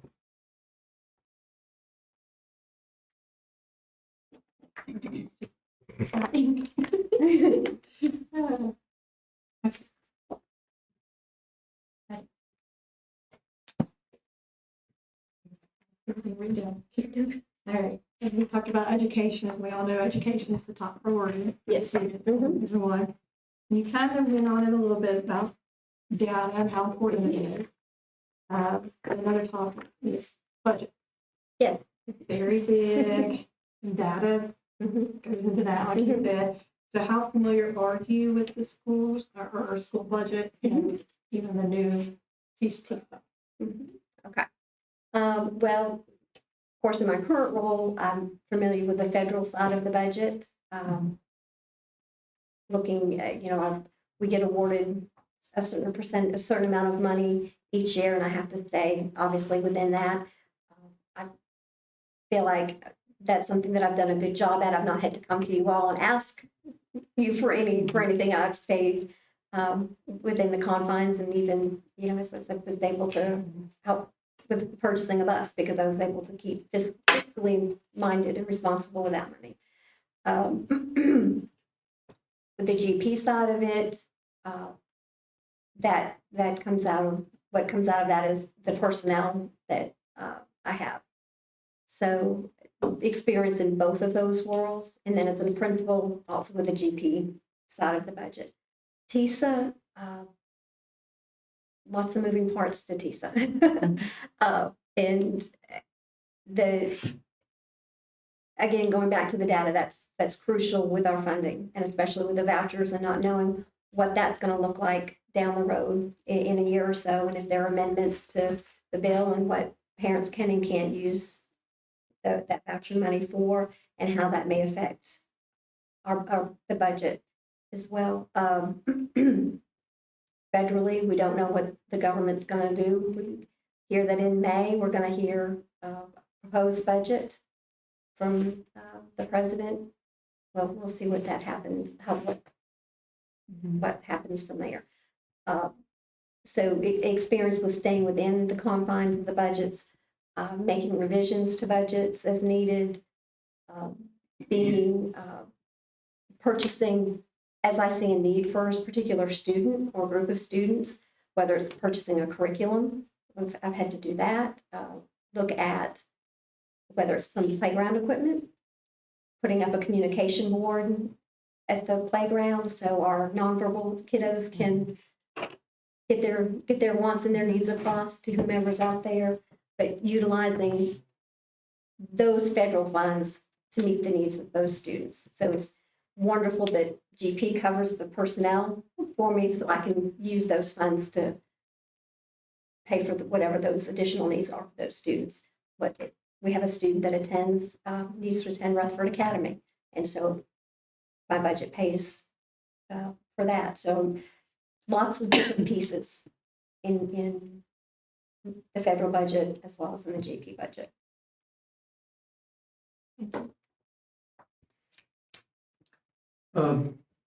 A director has to have kind of a two-part heart, I think. Every leader has this. Passion, good judgment on one side, and making hard decisions on the other side. You think you can differentiate those and put those to use under whatever circumstance comes down the road before you? Yes, sir. Thank you.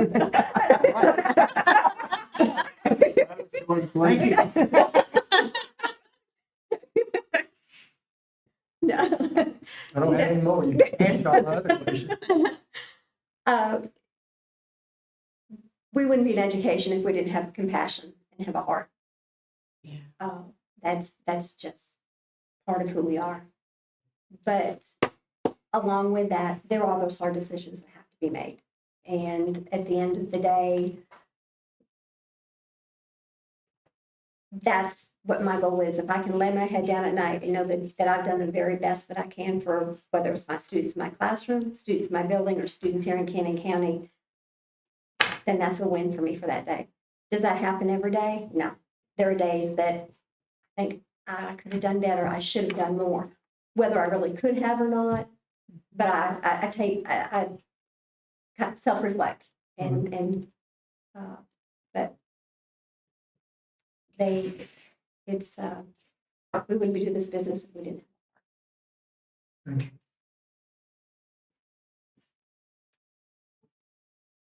Well, we have a few minutes. Does anybody else have anything else they'd like to ask Miss Julie while we're in here?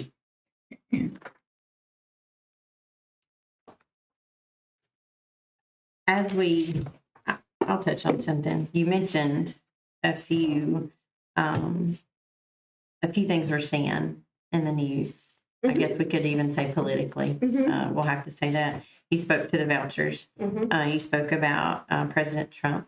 I'll be honest, like I honestly thought about supervisors and leaders in positions such as you hold right now.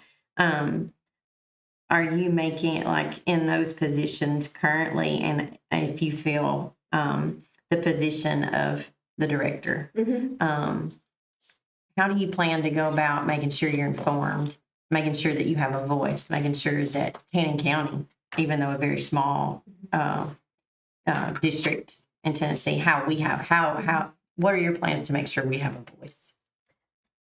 Being a part of, obviously, the superintendent's community, there's the Upper Cumberland, and then there's more of the Tennessee superintendents. Making sure that I'm on commissioners' calls, making sure that if I need to speak with the state representatives and the senators, I have Michael Hale's number on my phone. So reaching out to them and sharing his thoughts and our concerns and making those thoughts known, what we need in Cannon County. Where we are a small rural district, we don't have the resources and the funds that they have in the bigger districts. And that's part of my role as a director, is making those needs known to whomever it needs to be made known to. And if it means going and spending time or, going to Nashville, Right. if that's what needs to happen, then that's what needs to happen. But I feel very passionate about that. Cannon County deserves as much as Rutherford County or any of the other counties around us. Our students deserve that. Those students, just when you cross that county line, just because they're in a different district doesn't make them any smarter or any better than the students here in Cannon County. And that they deserve to have someone that's going to speak up for them and be their voice. Absolutely.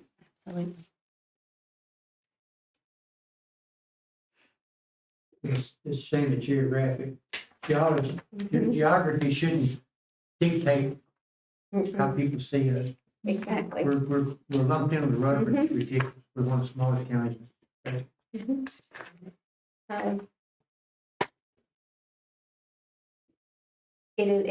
a shame. And it's a shame that we have to fight so hard. Exactly. It is a shame. That's where we're at.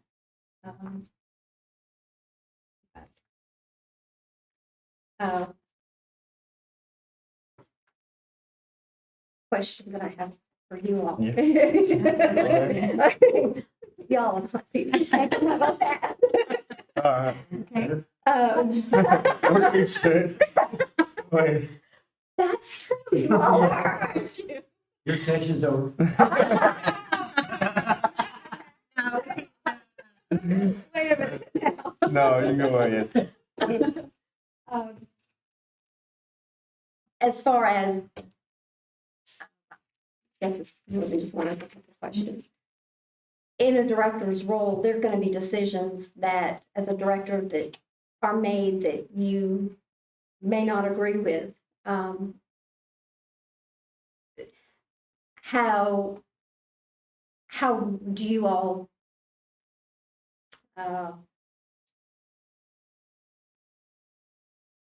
the backing of the director of schools, I guess, is a question, if that's a good way to put it, making sure that if there's a decision that's made that you may not agree with,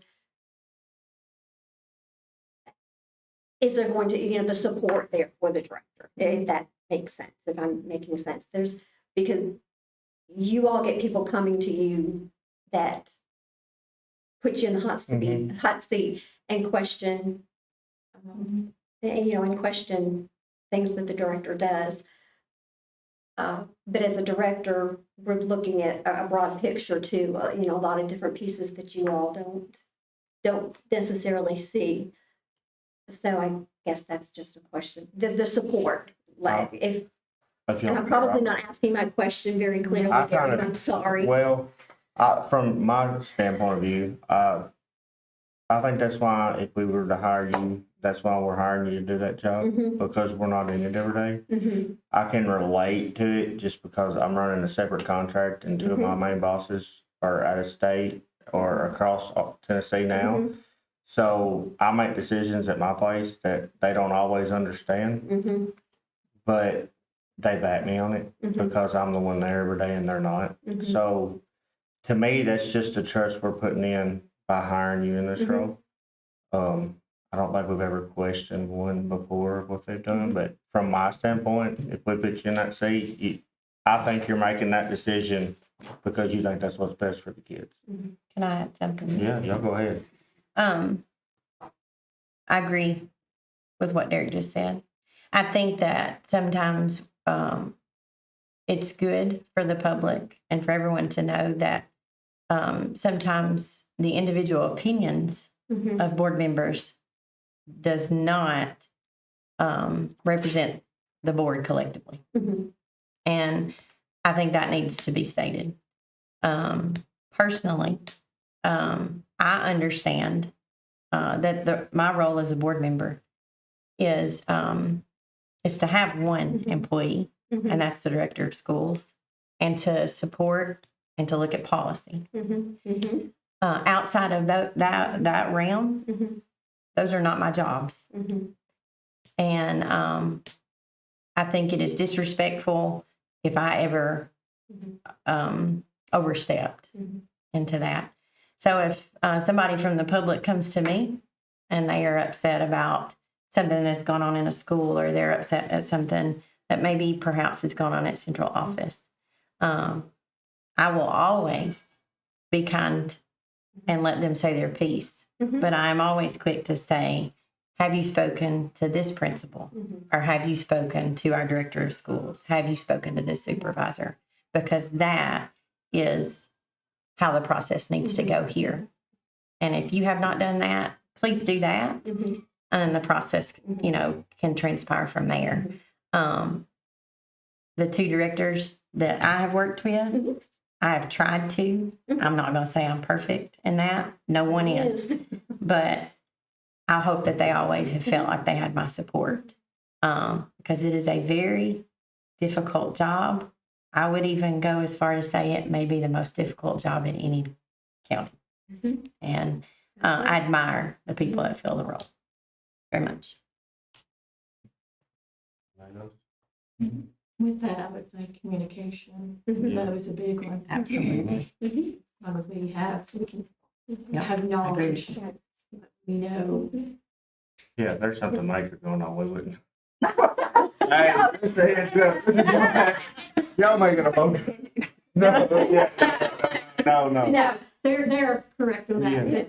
Yeah. You are, there are certain levels that you Change go their through. command. There's a chain of command that you go And through. stuff, yes, and you, And we have policies and protocols and in place. Absolutely. And, I think that that's important, that even at, at the school level, that we're following those policies. That's why we have policies to follow. It was not that I had heard that you all hadn't. or No, anything no, like no, that. no. I think that's a wonderful question, because it opens up a conversation to have authenticity Mhm. and among a board and a director, and that has to exist. I appreciate that question, for us to be able to discuss that tonight. I Can I really ask do. one more question? Yeah, sure. Can I answer that? Yes, go ahead, Mr. As long as you don't get me in jail, I'm really good. But, Well. but that would be, I think if Rebecca said communicate, I think it needs to be communication. I may have somebody call, question what you did, but I don't know why you made that decision. I may have to call you up and say, hey, I know you had a reason, what's your reason? And I just go back and say, hey, this is the reason. That doesn't cut you down, but, Yeah. but it's communication lines to the public. Mhm. I think we're that conduit. We have to be that conduit. Oh, yeah. So that's just the way I've always looked at it. Mhm. You've got, communication is, you've Yes. got to have that communication. Go ahead, so.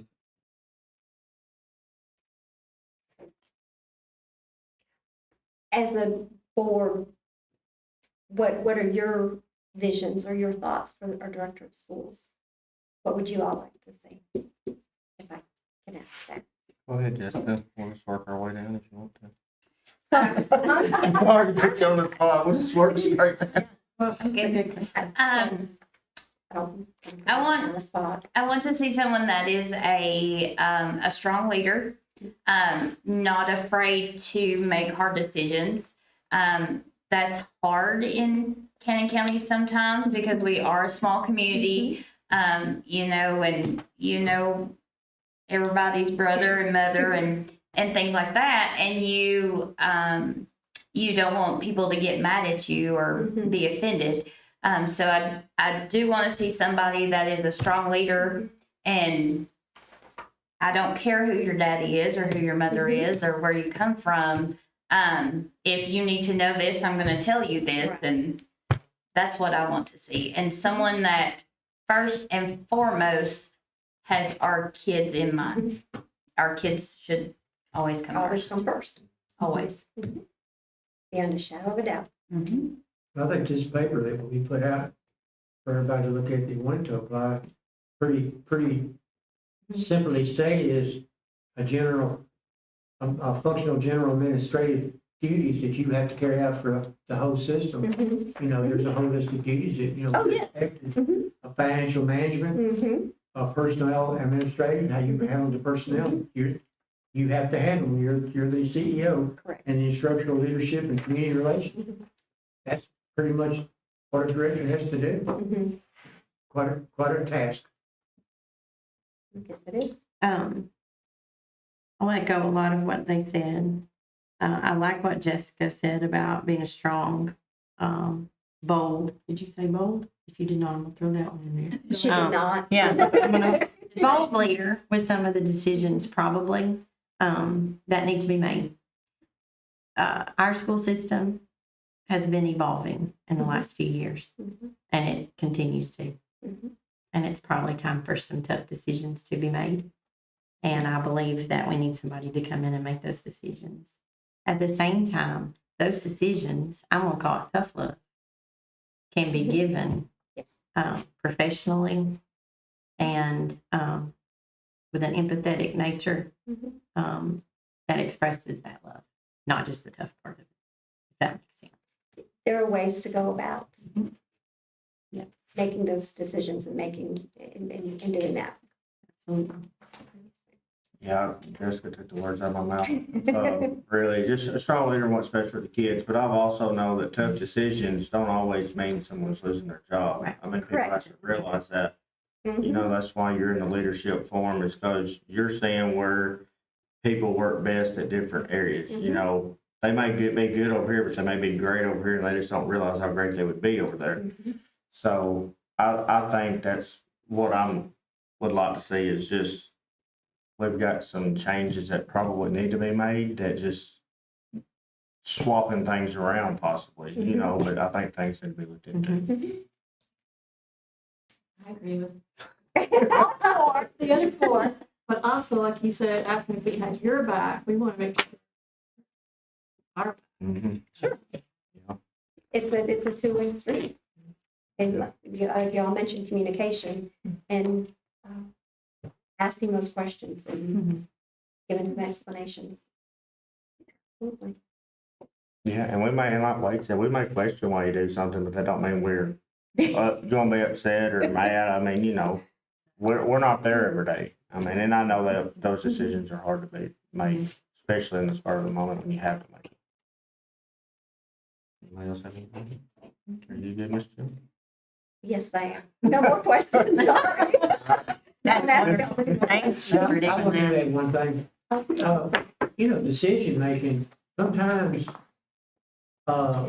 we'll be involved in that. There'll be some things that Mhm. the board has to get involved. And Oh, you yes. have to bring those to us. Mhm. And so I think it goes back, kind of like, Mhm. have our back, and we have your back, but we have to do whatever's legally right and policy wise. Absolutely. And sometimes lawyers have to get involved, sometimes they don't. But that's just the name of the game. There Yeah. you go. Thank you, Miss Julie. Thank you all Miss so Julie. much.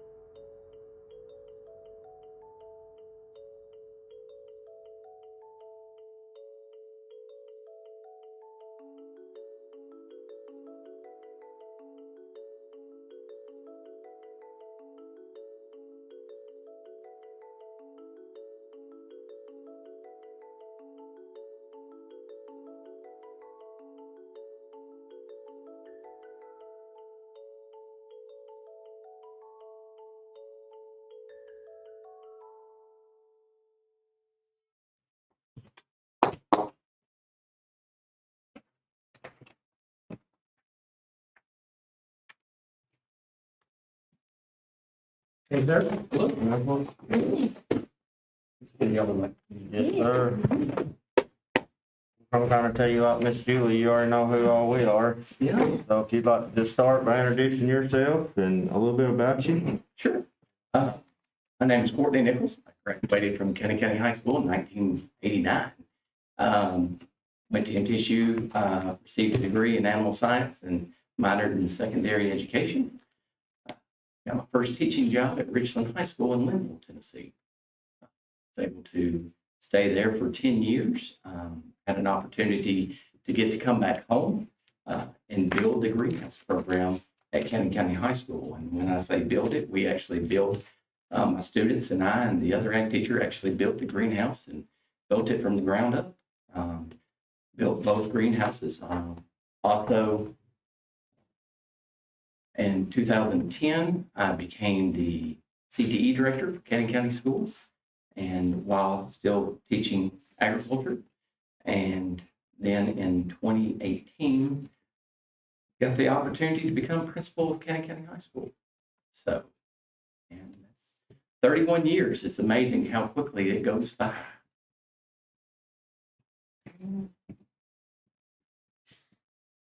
All right, well, we appreciate it. I'm gonna ask the question and then we'll go one at a time. Sure.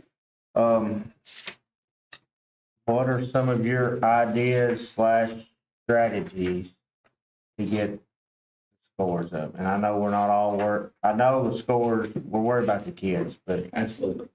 we know at the end of the day, for money and funding, it's gonna be what our scores are. So first and foremost, what I believe that we have to do is we have to build the climate and culture. I firmly believe in that. Before you can move the students, you're gonna have to have them entrust in you, and so as well with the teachers. Little history, I don't know if you guys remember 6 years ago, but Kenny County High School was at a crossroads. And we had to make a decision on where we were heading. I was given that opportunity, and one of Mr. Curtis's request was he's like, that he didn't know, he no longer wanted Kenny County High School to be known as that high school. He wanted it to be known as the high school. And so with that being said, I worked on the climate and culture, and changing that was not easy. If you will go back in the history on the Tennessee Educator Survey, it was 38% was the teachers wanting to be at the high school. We'll say that the last year of our teacher educator survey was 98%, 96% of teachers wanting to be at the high school. So with saying that, we've got to build a culture and climate. We've got to make it to where schools are all united. We're all here for the same goal.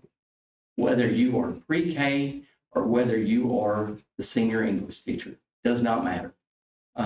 We've got to do that.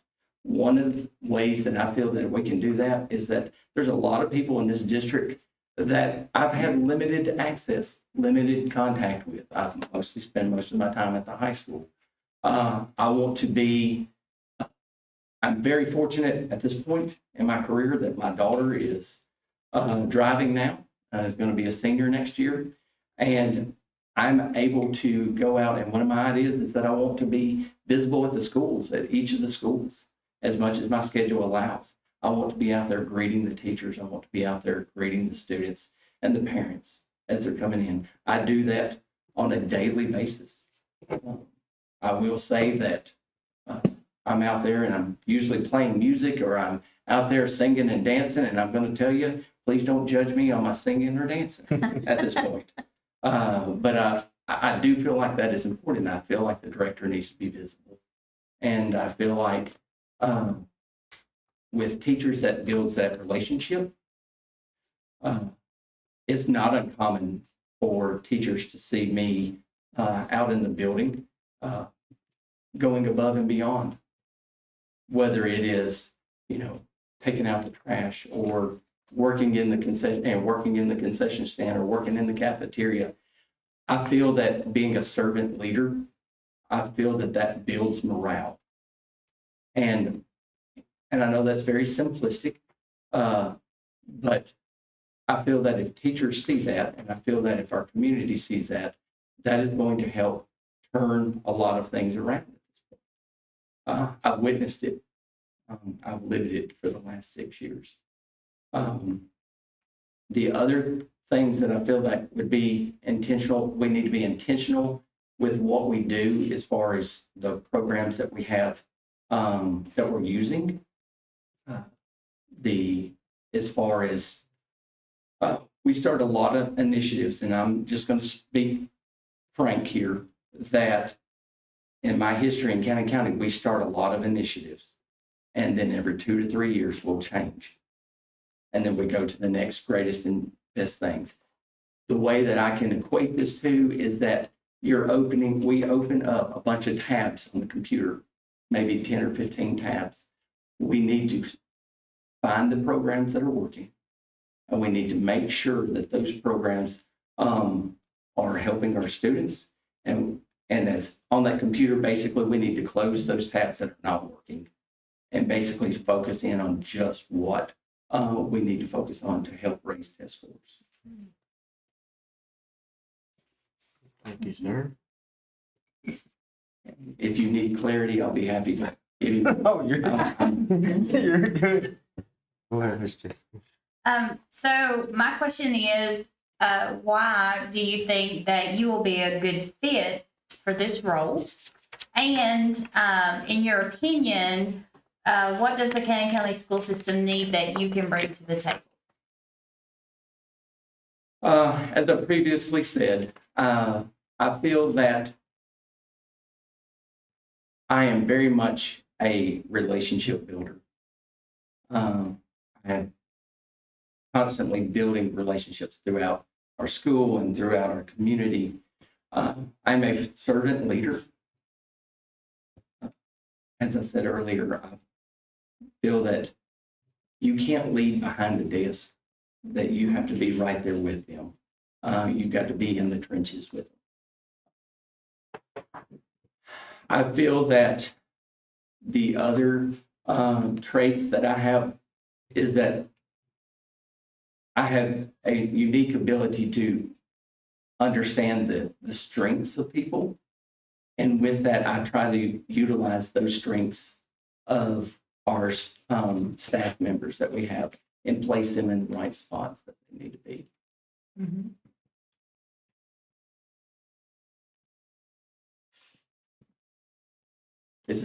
There was a second part to that question that I may have not answered. What in your opinion, what does the Cannon County school system need that you can bring to the table? The one thing that I feel that we need, and like I said, is being intentional in what we do. Mm-hmm. And I feel that making sure that we use our data to drive our focus. And one of the things that I would like to see is that if we take our data and I'll just use this for an example. I like to work backwards. So what I would like to do with our principals is have our goals set for the end of the year. And let's just take chronic absenteeism. This will work for ELA. This will work for math also. But in the summer, we set our goal on what we want. But for chronic absenteeism, let's just say that we would like to have less than 10% chronic, our students chronically absent. What I would like to see happen would be that each month our principals are revisiting those goals. And that if in the month of September, let's say that we hit the 10%, or we were at 12% instead of 10, then we need to look at the strategies so that we can make it for the next month that we would be less than 10%, so that hopefully we can hit that 8%, so we can average 10% at the end of the year. So what I feel like I can bring as far as that intentionality on and focus on what we need to do for our district. Mm-hmm. Yeah. Thank you. I'll let you get that drink of water. Thank you. I first want to compliment you. You used the term servant leader. I've seen that firsthand. I got to work alongside you during the summer. Yes. And I think it's a great example to the kids and that you lead at the high school and to your teachers. So thank you for that. You're going to get to brag on yourself a little bit. Oh, Yeah. I will say I struggle with this. Okay. point. Well, let's have some fun with it. Okay. If you could choose, what's the one accomplishment throughout your career, your 31 years, that you would say is your greatest professional accomplishment? Oh my goodness. Tell us about it. And like I said, I'm very humbled on a lot of things. I do not like to talk about myself because I try to focus mostly on kids. Several things that pop in my mind. I was selected as the Southeast Ag Teacher of the Year. I have been fortunate enough to, be nominated as Principal of the Year. I've been nominated as CTE Director of the Year. There are, in 1996, I got to carry the Olympic torch that most people don't are aware of. I will gladly take away every one of those when I hear a student come up to me and tell me, "You were the best teacher that I ever had," or "You were my favorite principal." So I am, of all my accomplishments that I've done, I'm going to tell you, as a teacher and as a principal, that is more rewarding than anything I've ever received.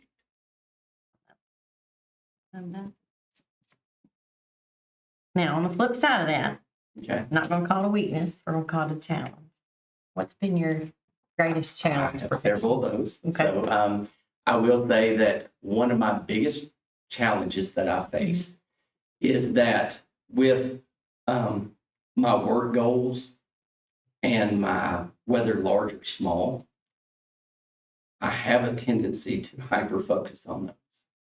And I don't want to use the word neglect, but I focus more on that than I do on my family and my friendships. And I have to keep a check on that. And I'm working diligently on that, but I just get hyper focused on what I want to accomplish professionally. And I've got to back away from those and not miss those opportunities with my family and friends. Thank you for that. Thank you for honesty in that.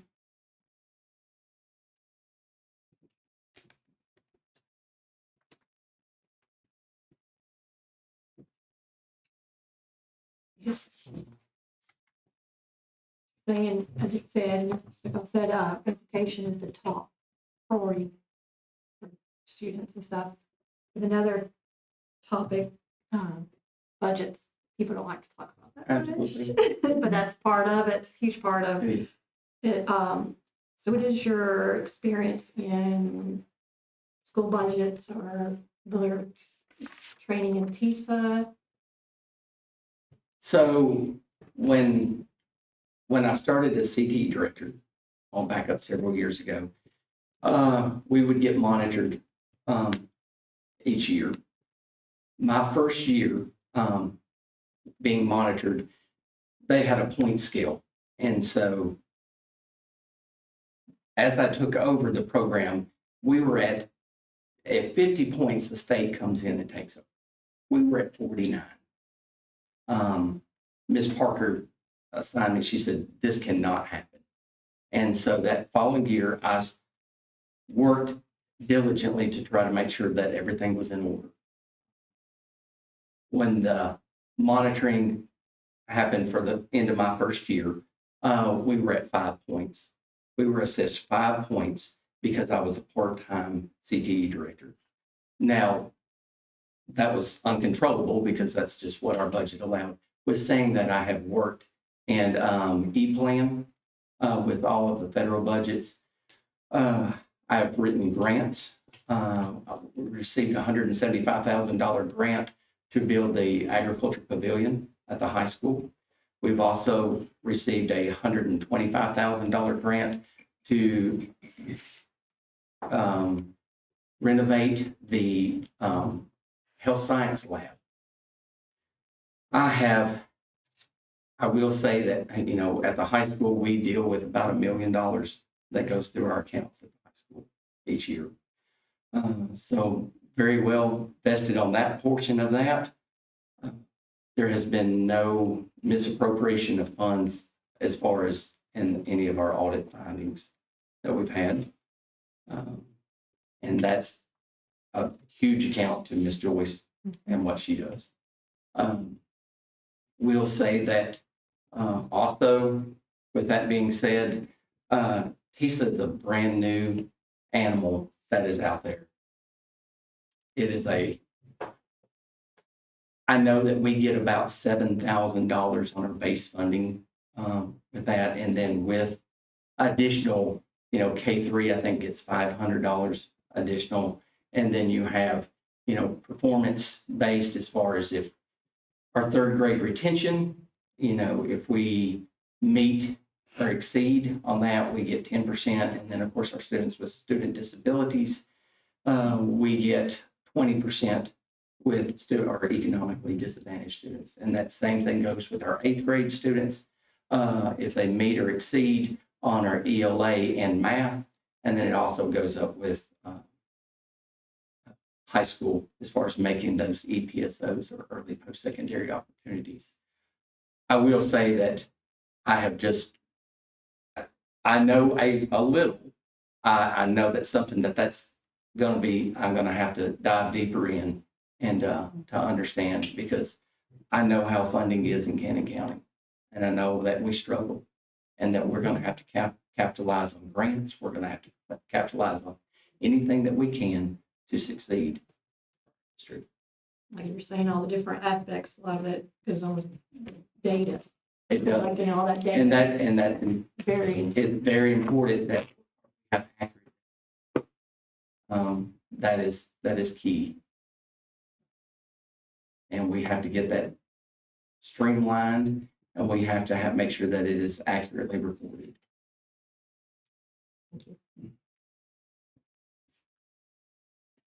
You have been a teacher and you've been over teachers, so as a director for the whole system, what do you think our teachers need, in your opinion, to let our teachers become equipped to do their jobs better? I want to brag on, first of all, I want to brag on Ms. Patterson for setting a great base for us in the last couple of years on what they've done. I want to brag on the board also for upping the pay. I know that that's a sidetrack to your question, but I just want to say that that is huge on teacher retention at this point. But to answer your question, we have started a lot of programs now that that are very beneficial, that we're going to see huge rewards as far as with iReady and with Mastery Connect that we started at the high school, and with CERT. We're still in the infant stages of that. And so we're still doing that. I feel like we are setting our district up for success here in the next 3 to 5 years. So having those programs that are beneficial to the teachers, having high quality instructional materials, I feel that we have a lot of teachers right now at this point that did not go to teacher school, quote unquote. Mm-hmm. And so we're having a lot of teachers that are coming in from industry or coming in from the workforce. We've got to get our instructional coaches into those classrooms, and those instructional coaches talking with those teachers and giving them all the supports that we can. It scares me a little bit from the aspect that we have a harder time finding teachers now. But what we have to do is support the ones that we have, and we've got to retain them as much as possible. We've got, and that goes back to building that culture and climate. I've got teachers at the high school that have left Rutherford County, that have come to the high school and have taken a pay cut. And they have told me they will never leave our county because of the special community feel that they have. And so I think that that's important, is providing those teachers with those high quality materials and instructional materials, and having those programs available along with the instructional coaches. One last question. Would you find it hard, because your job encompasses having compassion and good judgment on one end, but then at the same time, sometimes you have to get to the point where you have no choice but make hard decisions? Yes, sir. Can you make those hard decisions? Yes, sir, I can. Be honest with you, when I first started in the principalship, that was unlike any role that I've ever faced.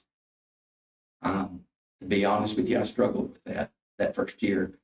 I will tell you that what I figured out very quickly is that if you don't address the problems, they begin to fester, and then you have a lot more problems than what you have.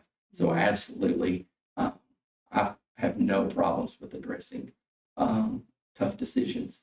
I make tough decisions every single day at the high school, and I try to do what's right.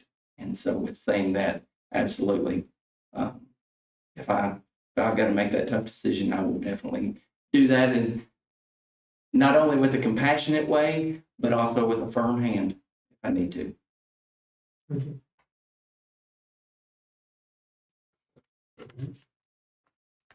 I will have a little time. Do you have anything for us while you're here? Any questions you'd like to? I guess the one question that I have is, what are you looking for in the qualities of your next director? And with that, what is your vision for the next 5 years? You let it last time. Go ahead. Go ahead, Jessica.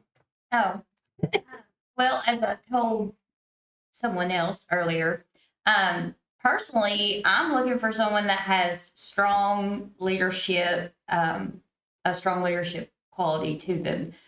Somebody that's not afraid to make tough decisions. Somebody that is, I mean, as we know, Cannon County's small, and somebody that's not afraid to, make a decision, and not afraid who they offend by it, I guess, by lack of better terms. Like, I'm sorry that I know your brother, and Right. I work with your grandpa and things like that. But this is my decision, and this is how it's got to be. So that's kind of what I'm looking for, and someone that always puts our kids first, always. And just one other quick question that I have for you. I mean, I've seen you, with the kids at the high school, and I'm dropping my daughter off and things like that. And the kids seem to really relate to you. So how do you keep that balance of all the kids like you, but you can be, like an authority figure too? So they like you, but they respect you. And I think it goes back to treating people with respect.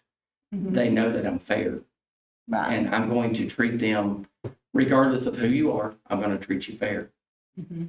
So That's good. I will tell you, just to add to making tough decisions and tough conversations, to add to your question. Unfortunately, this time of year is very difficult for me. I have to sit across from students and parents right now and tell them that they're sometimes the seniors, that their kid is not on track to graduate. A lot of times these conversations start in September, and that I go through each month, and I'm tracking these students, and I'm continuing to talk with them, and I'm talking with the parents. It gets very difficult when it becomes April 1st of May, and it becomes very difficult when I have to say, your child is not on track to graduate, your child is not going to graduate. That's tough. That's tough. I care about these kids and I want to see them succeed. So that to kind of answer your question, yes, I have these tough conversations. Unfortunately, this time of year, it's on not a regular basis, but it is with some of our students. Mhm. And then I get to celebrate the ones that do make it. And then I'm like, oh my goodness, I'm getting to drag you across the stage and where you made it and you did it every bit on your own. And that's the joy that I get to have, is when I get to shake their hand and see that smile. So it's twofold there, I guess. It's both sided. So they know that I love them and I care about them and I'm going to push them. Mhm. And so I guess I kind of answered both questions, and Mhm. hopefully I have. So You did. Thank you. yes, ma'am. And we want to make sure we answer your question fully. Absolutely. I mentioned earlier, that's always good for everybody to know that like the opinions of individual board members do not make up a collective decision by the board at any time. I'm going to echo what Jessica said about strong leader. I'm going to add the word bold to it. Our district in recent years has evolved and changed. There's been some big decisions, big changes. I believe that we all know that more to come. And I think we need somebody that will be bold and work alongside the board that is in place to make sure that those changes are successful, not for appearances, but for the sake of the children of this county. Absolutely. And that's at the heart of the matter. And I believe somebody has to have that mentality and be ready for those changes and to lead through those changes. And I'll kind of echo both of those. I mean, we gotta have a strong leader, but we gotta have someone that's gonna put the kids first and make that decision for the kids, whether it's gonna hurt somebody's feelings from 50 years ago to, down the road. But we've also got areas in our district that's gotta be looked at, I feel like. That needs to, and there's gonna probably have to be some hard decisions made in the next few years of just, I don't want to say restructure, but almost like just redo some stuff. I mean, we may have to do that. I mean, and we've got to have someone do that, but you got to know that you're going to have the support from the board, but we also need the support from the director. I mean, you're our one employee. We're going to support you. We're putting you in a job. We're putting the director in the job that we know can do a job. I mean, we're not here every day. We all have full-time jobs. We're not in the school buildings every day like y'all are. So we have to trust y'all's decisions. We may not like all the decisions, but we have to trust them. Absolutely. And with that, communication is a big one. Huge. That's that way we can support each other. We know, like I said, strong. I'm good. You got anything? Go ahead. And I really do think from the board and with your one employee, the director, I think that vision has to be across the board. And I think that's how we move our district, is that we all have to be united in the common goal of making these kids our top priority. I've been very blessed in this district. I will say, I give most all my success to Cannon County Schools. I'm a product of Cannon County Schools. I wouldn't be where I'm at today without that success and that people believing in me. And I think that's what it's going to take from the board to, as I said, to the director, from that pre-K teacher to that senior English teacher or senior math teacher. I think it takes all of us believing in these kids. We'll move this district and we'll succeed. I know we will.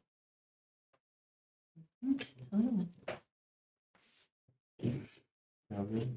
You good? I'm good. I mean, I'm We appreciate your time, sir. it's 30 minutes up already.